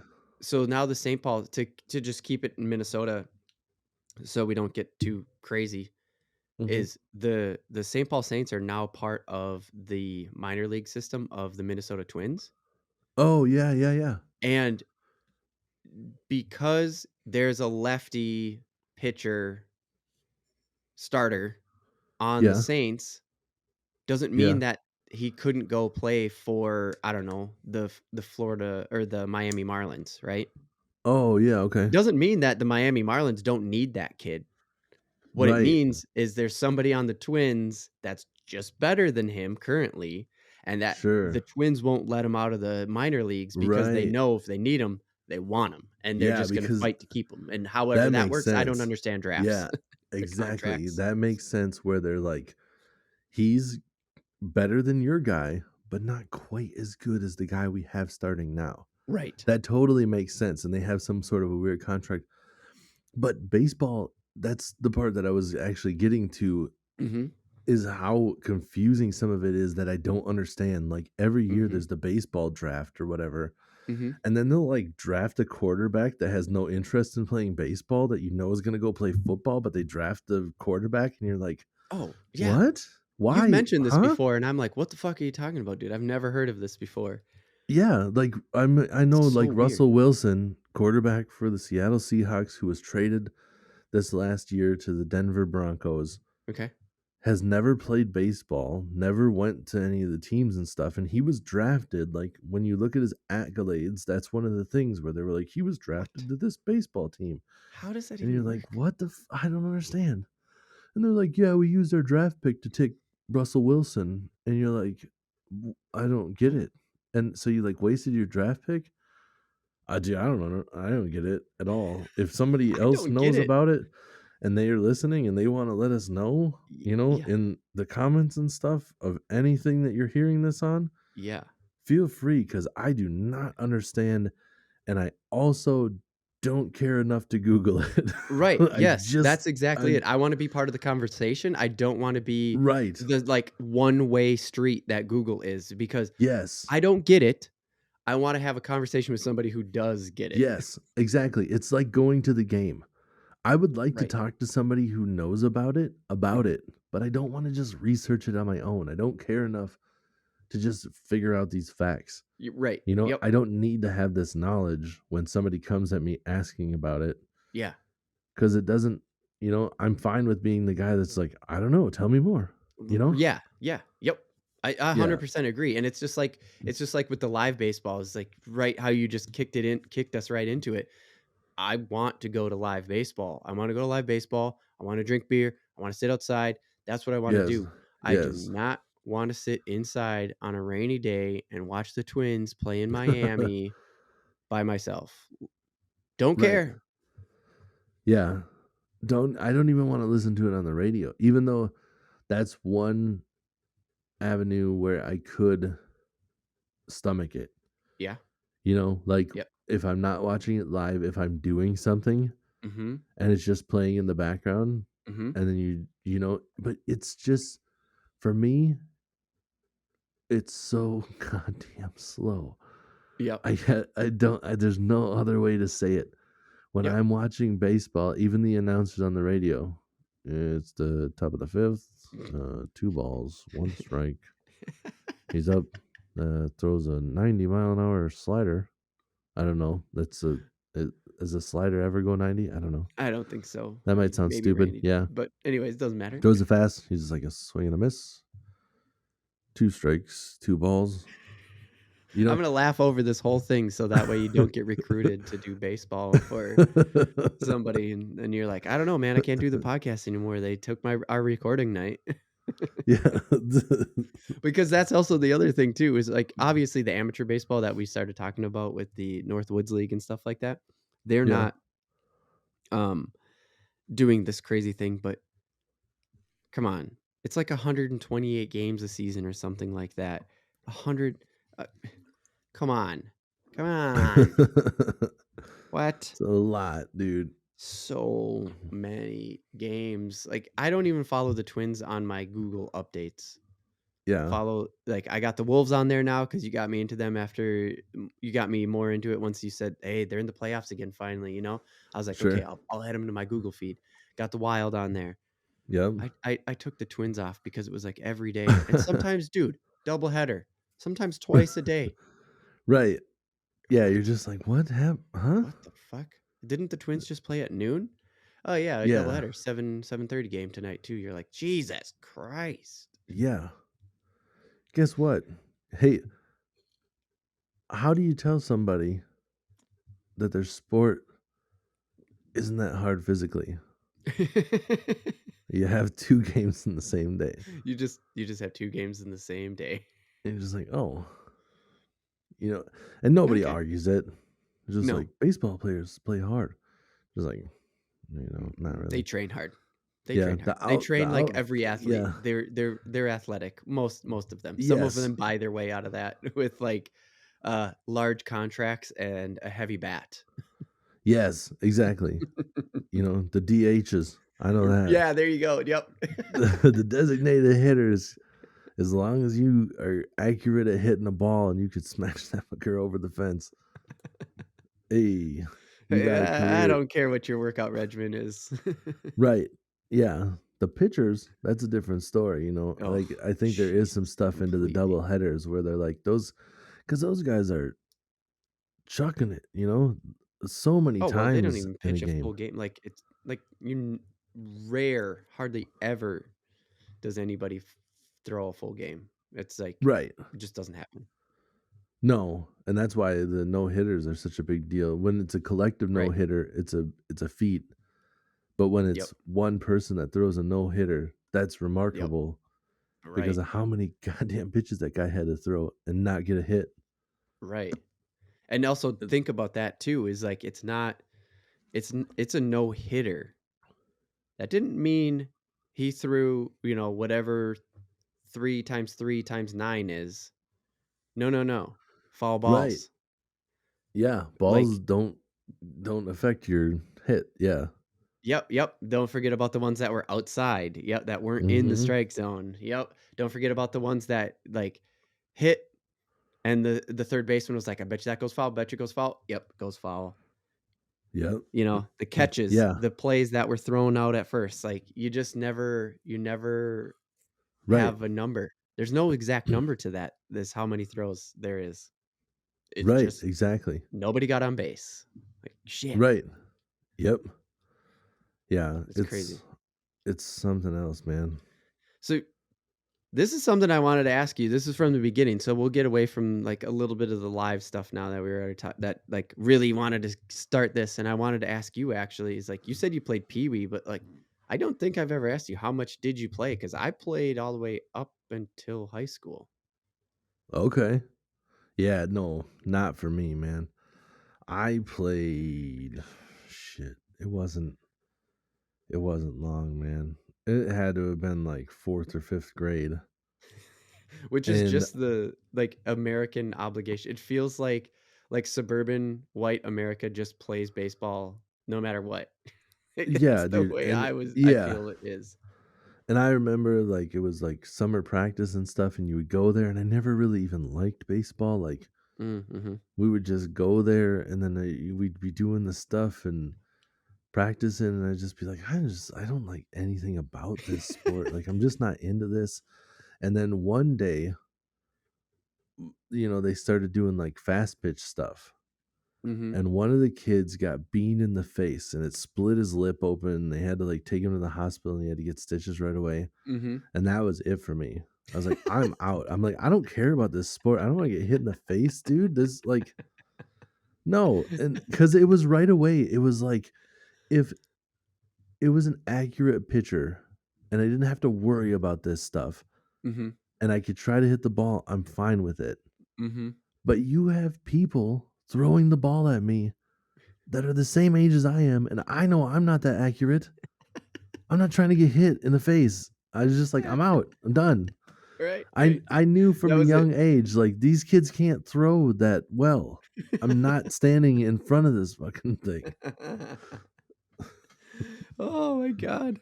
One year in middle school, we won the whole, summer league thing. Oh, We got first nice. place. Nice. I was my contribution was I was short and I just watched all the pitch. I was short and I was fast. So I could watch the pitches, I could get walked, and then I could steal second. That was my contribution to the team. Nice. There was this kid, dude. He felt like, he felt like he was 6'3". He was like the Randy Johnson of the league. And I mean that Okay. like seriously. He was Yeah, like I the get it. Randy Johnson of the little league. I bet. I was so fucking glad he was on my team. Right? Right. You're just like, yes, So glad dude. he was on my We're team. I making never it to had to bat home. against that kid. Yeah, that's the dude. He's got a heater, dude. It's not Oh yeah. super accurate, but he could throw it fast. Yeah. He was good. I I don't bet think he he ever was. hit anybody, but like he was good. And that was I was just like, I'm glad I never have to throw again or ever have to try to hit against this kid. Right. Yeah, and ours happened at practice, dude. It was, that Oh was like, shit. well, that was like before there was even games and stuff. Like I was out pretty quick. It was like they're trying to figure out who's the best pitcher, and then they're just like, and you go up and try to hit the ball when he throws it. And I'm like, we Uh-huh. don't even know if he's good. I'm not, no, dude. I'm done. I'm Just out. experimenting on you guys. Yeah, just experimenting. Like, go see if you can hit whatever he's throwing. And just like, he's chucking it right at my face. I can't hit that. I'm done. So my other question that I had that I wrote down is because I've seen some baseball fields around the area. They just get taken down. They're gone now. Just gone. It's been happening. I feel like they're disappearing. And I'm just like, yeah, what the Sandlot? Where was that ever a real Right. thing? Like, did we just grow up in the 90s and that wasn't a thing? And in the 70s, everybody had 12 kids? But like, you grew up around Right. baseball fields. You didn't have Yeah. a fucking neighborhood baseball team, did you? No, dude. No, Yeah. that was just some latchkey kid shit from, weren't they like from New York? Uh, the Sandlot? Yeah. No, I Wasn't, think that kid moved out. Well, maybe it was New York, but he was like a city kid. I think that's the whole story. Fuck, I can't remember where okay. they're from. But they weren't in New York. No, they were in the suburbs. I mean, I guess it Right. could have been Well, yeah, the the suburbs. suburbs. But like, I thought it was like in that area, like, the Sure. suburbs of New York or whatever. Yeah. I guess I So can't yeah, remember. I don't I don't remember know. those location details, but because came to my head right away when you said it, and this was when you said like from New York, right away like the street ball shit. Like you, oh yeah, you're not a Nickelodeon kid, but you know what I'm saying, like stick ball, Oh yeah, yeah. where Yep. it's like the tops of the garbage cans are first and second base, and third Right. base is like the fire Right. hydrant, like that. The Yeah. kind of when you said New York, that was the first shit that came to my head. I was Yeah. like, No, you've seen I Sandlot, remember right? I remember, I mean, like we grew up in, smaller towns. Both Yeah, me and you, like you started off in a little bit bigger town than the one I lived but still in, but small. like Yeah. yeah, there wasn't much. I remember ours was always I lived on a cul-de-sac. So everybody would just like go in the cul-de-sac and then there would just be like multiple sports and it was just like whoever ended up coming out that day, then we Uh-huh. played, you know? Okay, sure. So it's like someday there was like hockey nets set up. Mhm. Sunday there was a basketball hoop. It was just whatever. Like you just Okay. go to the cul-de-sac and then Yeah. you're just all playing it. Yeah. And there was baseball fields pretty close to our house too, and we never even once thought we should go to that baseball field and play. Right. That's what I mean. So, so I don't know, man. I guess that's just what they played over there. Yeah. No, that's what because it's always that sort of stereotype thing too. Because again, back to the stickball thing, it's just like that's what you always see in pop culture, like in entertainment, right? It's always just like, oh yeah, we just go out and play baseball. All the neighborhood kids, we'd go out and we'd play, and then the kids in New York City, they're doing the same thing. They just have a weirder setup, and if you hit the house over there, it's a home run, and it's just kind of like, so this has to be bigger towns or just because families were bigger then? Because Right. like, yeah, I didn't see it. Yeah. There was baseball No. around me. There's baseball culture all around me, which is how Yeah. I ended up liking baseball so much, but no, Sure. there was never 9 kids in the same neighborhood. Right. Yeah. Mm-mm. We never had any of that. That's why I'm not a hockey guy either. Because we never Sure. had hockey in our school. So Right. I never grew up around baseball. Well, I grew up around baseball. I just didn't get into it. Yeah. That's one that's a little bit different. The hockey I didn't get into because I never knew anything about it. Didn't have the I exposure basically. Yeah, I had ice skates and stuff, and we would do stuff on the rink, but there was never a team, so I never knew how to actually play. Sure. I just do like your like street ball version of Yeah. hockey where we're Yep. just going out and trying to shoot on the goal, and there's no plays. It's like one on one type shit. Yeah. Yep. No And goalie. then Open net. Just yeah. right, and then baseball was just one where I just wasn't into it. That's the only sport where I've ever just been like, no interest. I don't care. You're just like, Batting I'm not cage is doing it. different. Yeah, batting cage is different where I know. I mean, Oh, sure. I think it 100% comes back to knowing if the ball's going to hit me or not. I know that that mechanical arm is not going to throw it at my fucking This is face. not just gonna be some fucking wild off pitch. Oh Yeah. god, you're playing dodgeball now all of a Yeah. sudden instead of baseball. It's a whole different game. Yeah, that's one thing that I always thought was weird where people talk about that stuff like with the pros like, "Would you try to hit a ball thrown by Randy Johnson?" Yeah, because I know he's not gonna throw it at my face, dude. I know he's accurate. Like I probably won't hit it, but I'll give it a Right. shot. I'm not scared of it, you know? Right, right, I'm right. not intimidated like that because sure, he's the best pitcher of all time, but I'm not gonna be like shaking at the plate, like, I can't believe there's no way I can't believe I'm gonna hit this. Like I'm just like, I give it my best. I'm not gonna hit it, I bet. You know? Right, right. I think I'm about to watch an 85-mile-an-hour fastball go screaming past me and Yeah. be completely surprised at what just happened. Everybody expects me to strike out. And I am part of everyone. There's no losing here. I'm expected to lose if I hit the ball, even if it goes foul. People are gonna be like, "Oh, damn, you got a piece of it." Right, You right, know, right. it's like I'm not scared of that. I am scared of trying to play baseball against a peewee thrower because even if it's not that fast, it's not that accurate either. Right. Which again, you start talking about playing dodgeball then instead, which is totally Yeah, a with a thing. small hard ball. Yeah, Like, yeah, right. Instead of instead with a kickball, one of the right. hardest balls in play. Dude, and I think too, it like really ruined my psyche with that the whole thing because you didn't like you were like, oh yeah, if you get hit, it's gonna suck. Right. But like the reality of like it hitting you and then it busts your face open and you have to go get stitches and you don't quite look the same for a while, you're just like, what? Dude, I didn't even know that was a possibility. I didn't know it could like change your face. Done. Out. I'm done. Out of here. I'm leaving. Yeah, I've been hit with enough to leave a print. Like you can see the stitches. Not in my Really? face, thankfully. Right. Yeah. No, most places I think you'd be okay with it. You know, Yeah. like it'd suck, but you're not gonna have to go to the doctor because you got split open. But yeah. Right, right, right, right. Uh, Yeah. I played a lot of shortstop because I had a pretty good arm on me, and you need to be oh able to make yeah. those quick decisions and I know that about you. I remember that. yeah. So I took a lot of heaters there, and it was you can you fucking have stitches, just not stitches from getting hit in the fucking lip, but Right. stitches from the imprint of the ball. That's what I Yeah, meant. the stitches of the ball, you can see, like, it's very obvious that you got hit by a baseball. Yeah, Just like, yeah, I because can see nothing it. else does that, right? Right. It's a very distinct, like, pattern, I guess is the right word. Oh, yeah.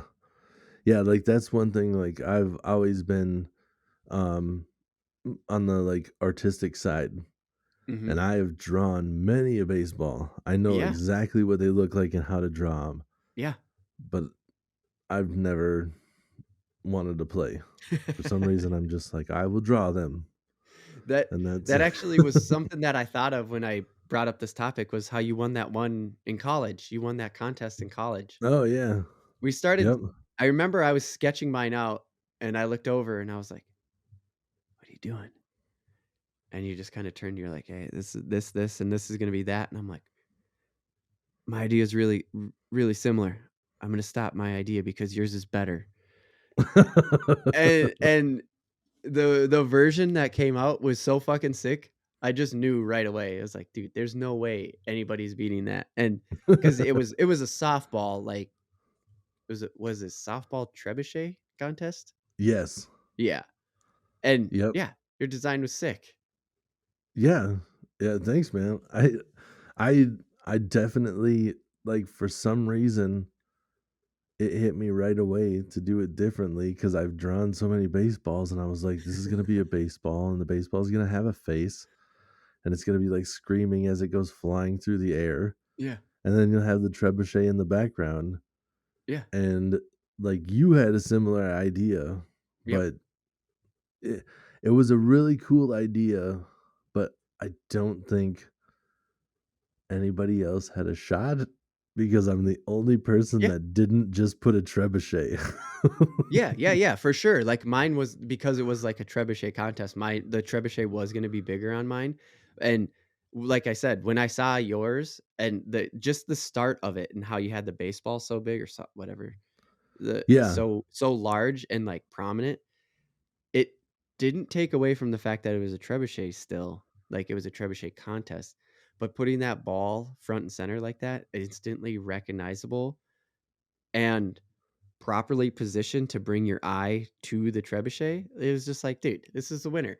I made a piece of shit, the worst one of the worst designs I've ever done in my life, because I didn't have an idea. I just started drawing lines after that, and I was like, "Yeah, I don't know, whatever." I just turned something in, like, one of the few times in my life, in my, like, design school, where I just turned some shit in, right. flat out. Like, Yeah, dude, and yours wasn't bad, and nobody else's was either. It was just like, how do you judge 20 shirt designs that are all the same thing? mhm. You choose the one that's not. Yep. That's 100% what it was. Yeah. Because everybody else, it was like a trebuchet, and then, like, none of them were really that bad. It was just a trebuchet with some text, and then, Yep. like you said, the ball was the star in my shirt. Yep. The trebuchet with the people in the background was just different, and I didn't like the people were just, like, stick figure outlines, and I still remember I wanted to just find some people and use, like, the pen tool to Mhm. just draw around and make the people look like people, and I wanted it to look like they were, like, kinda with clipboards or whatever and kinda talking, so I was just like, just find some people. I don't wanna draw these people. I'll just find some people and trace around these people." Yeah. And I Yep. found some people holding a giant remote control for, like, a remote control airplane, Yeah? and I'm just like, "Their remote control is now a clipboard," and then that's what it was. So, the people in the background Fuck were, yeah, like, dude. some random people flying a big Flying a remote giant, like, control airplane. yes. Oh my god, dude, that's awesome. Oh, so so that's the way that I make a transition always. I just go, "Okay, so I'm gonna work on that." You give me feedback in the comments. Uh, Stickball. I wanna go back to stickball quick because I never Yeah. played stickball, but I want to play stickball. First of all, I don't know what they're hitting. It must be a wiffle ball or something, because to Sure. me, stickball is you take that wooden stick off your mom's broom, right? Yeah. Like, this is talking '60s style. Sure. You take the wooden stick that your mom just got done sweeping the kitchen with, you grab that bitch quick, and you run out into the street, and that's now the bat. I I can't imagine that a child wouldn't be able to break that stupid stick over a hard ass baseball, Right. right? Yeah, dude, I Did would they just make think. the sticks more durable in the '60s? I don't know, maybe it's a combination of, like, the person throwing it and the person hitting it aren't quite strong enough to make that combination, Maybe. but I Yeah. would think dude, I don't know. I really don't know much about stickball at all. I just know that Me it's neither. like a ghetto version of baseball. Yeah, and my understanding is that is pretty much what it is. It's like the street Yeah, hockey version of baseball, right. where you have the stick because it's harder to hit, so you can't hit it as far. It makes the pitching duel more realistic because it's hard as fuck to hit the ball. Yeah. That's my Yeah. perception of it. Well, and I always kinda thought it was, like, something that came about because it was, like, not all of us have a baseball bat. Right. Most of us have broom handles, like, we could Right. find a stick, Right. So it was Yep. like and like how you were talking about, like, "Oh, the garbage cans are the bases," or whatever. It's like Mhm. we just make this game out of what we can find. So Right. that's why I always pictured it literally, being like a ghetto version where it's just like Right. we don't have much. Uh-huh. We're making do with what we have. Right. Yeah. So yeah, dude, I don't know. Yeah, so I guess it wasn't about the I wasn't supposed to be about just the fragileness, but yeah, like, our understanding we're good, we established our understanding. Right. It's literally the same thing. I learned about Roberto Clemente, I guess he's one of the best hitters of Oh all yeah. time. You know the I know name. the name. Yeah. Yeah, of course. Um, and he grew up playing stickball, and I was like, "Oh, I wonder, hand-eye coordination." Dude, One of I the bet best that hitters, just swinging at everything, connecting. Like, did playing with that little tiny stick I bet. make him better? I bet it does. I bet it does for sure. Right. It had Cuz to have. you have to get that ball to go anywhere with that little stick, you have to be accurate as hell. Right. Cuz it's not like a baseball bat where you can just kind of connect and it'll go. Like if you hit it too high or too low, it's going straight down or straight up, with that little tiny stick. It's not going to go like it should with a baseball bat. The baseball bat is so much larger Yeah. that if you're not as accurate, you're still going to hit it decent, but with that stick, you're not, you know? Right. Yeah. If you You're just really gonna hit want it it to all go off far, kilter, and that ball's gonna go some yeah. fucking weird direction. Yeah, if you want it to go far, you have to be accurate as hell if you're using a small stick. Right. And since you were more of a basketball kid, Yeah. did was there, like, an equivalent for that? Nah, it was just like I Yeah. mean, like you could use if you didn't have a hoop, like the I think the equivalent is like up to the parents really. Like Yeah? if you don't have a good spot, you just figure out a place to put a hoop, if you Yeah. don't have an actual basketball hoop. But it wasn't really because basketball is a kind of a weird one Okay. where it's like one of the only sports you can really practice well yourself, you know? I Yeah, can yeah, we practice kinda my talked moves, about that driving to the quickly. hole, shooting everything. Mhm. And there's all you need is the ball and you can normally find a hoop someplace Sure. because there's public courts everywhere. Yeah. You can find a baseball diamond, but you can't find somebody to throw pitches to you and hit it, Yeah, like we said, you there's know? baseball diamonds all over the place, and, like, Right. who nobody did that around in our small towns, like, you couldn't find enough people, Right. so you didn't play. Yeah. Yeah, I don't think there's really a version of that. There's like street ball where you can do moves that you would never see on a real life basketball court. Right. Yeah. But it's not quite the same. No, I don't think I mean, you got its origin story is crazy where, they were I don't remember the exact stats, but the way basketball was invented where it first came Okay. out was nuts in Mexico. Like it's weird, weird Oh, shit, really? dude. Weird stuff. Oh, Yeah, okay. I think I real might know, weird. but we don't yeah, we won't go into that here. We're gonna Right.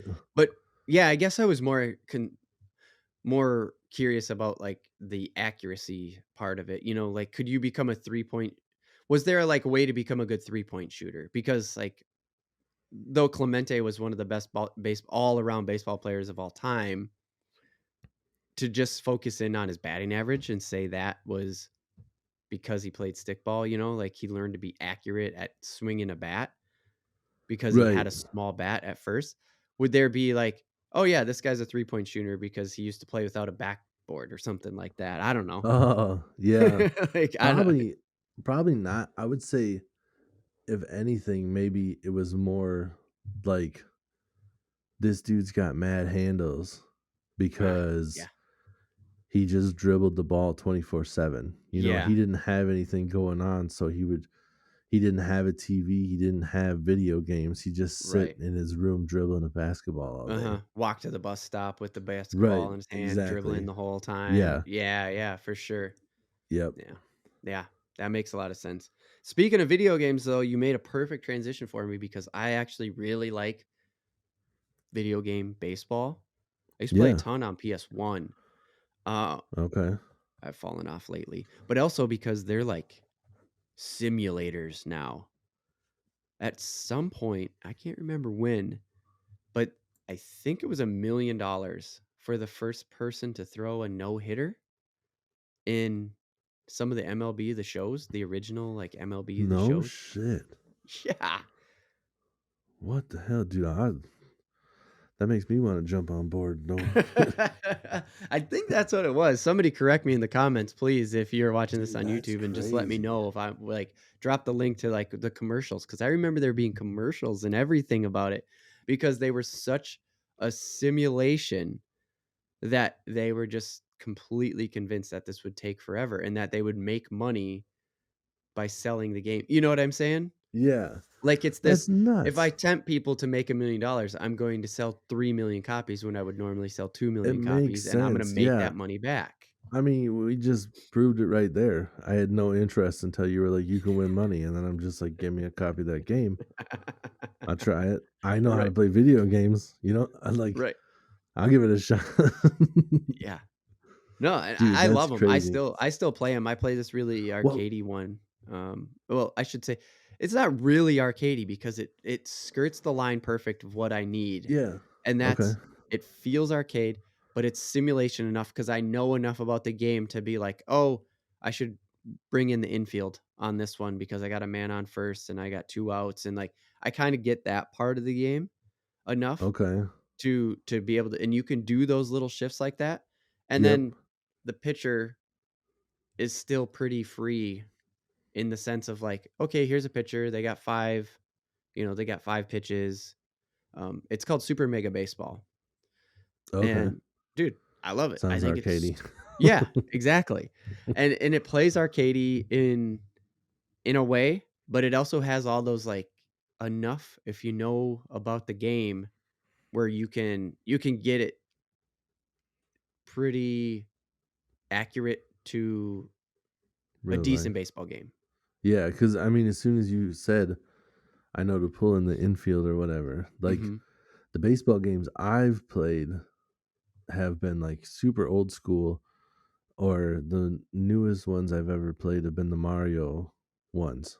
Oh, really? Okay. Yeah, Yeah. because those are dude, all the Mario ones are dope. Like, it Are doesn't they? matter what sport you talk about. Have you played any of them? No, no, and they've been Yeah, coming out on Switch, and I still haven't played them, but good Strikers is shit, coming out, man. and I I hear like really good things about Strikers, so I think I might yeah, pick that up. I've been impressed with all of them. Mario Tennis, baseball, Wow. golf. They're all fun, and they are kinda, like, more, like, dumbed down versions of all those games, but I think it's funner that way because you have Yeah. because they have their, like, special abilities too, you know? Yeah. So it makes Yep. it's there's something more to it, but Yeah, they there's don't this have extra anything like game that. like, this extra video game level to it that someone like you is looking for. Right. Yeah, yeah, Yeah, where it makes for it not sure. just your normal game, but there's nothing like what you said where it's like, oh, I never even thought about that. Like, oh, bring in the infield because of the Mhm. circumstances. Like, that's not a choice. It's like, Right, use right. your special ability and smash that thing. And Send try to it get a fucking flying, home man. run. Yeah.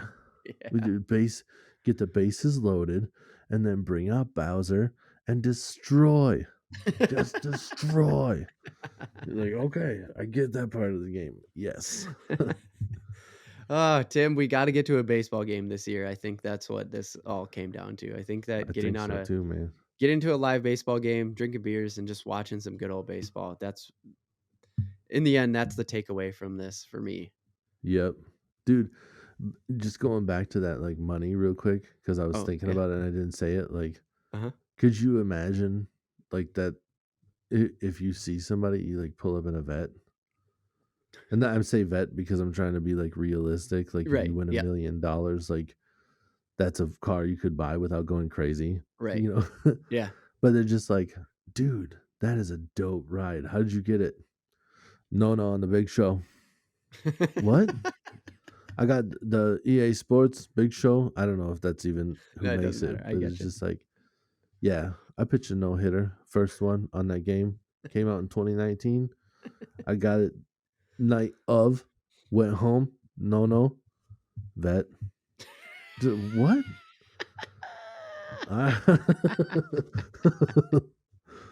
You won Oh my money for god. pitching a no hitter on a video game. Yeah, dude. It's Yeah.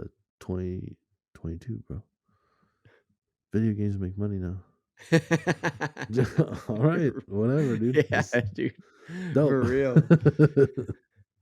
Go to realaf.tv and you can see all of the stuffs, the Twitters and the Facebooks and the Instagrams and all of that fun stuff. Of course, Tim, we got to do this quick stuff at the end here because if I don't, I always feel bad about it. We could just fade out, but then we wouldn't be building the community, which we want to do with you, the listener. If you're on Spotify or if you're on Amazon or if you're on iTunes, we want to bring you all together.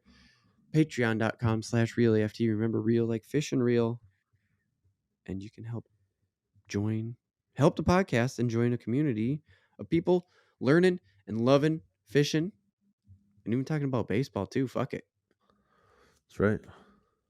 And on that, I want to talk about the game again because I don't think they do the no hitter anything anymore. I'm pretty sure people figured it out really quick. Like they figured out how to game it. They Oh, thought they probably didn't. it's a video game. That's why I Yeah, was like, and I... because I think that they got it figured out, and they stopped doing that. Now I don't know if that's true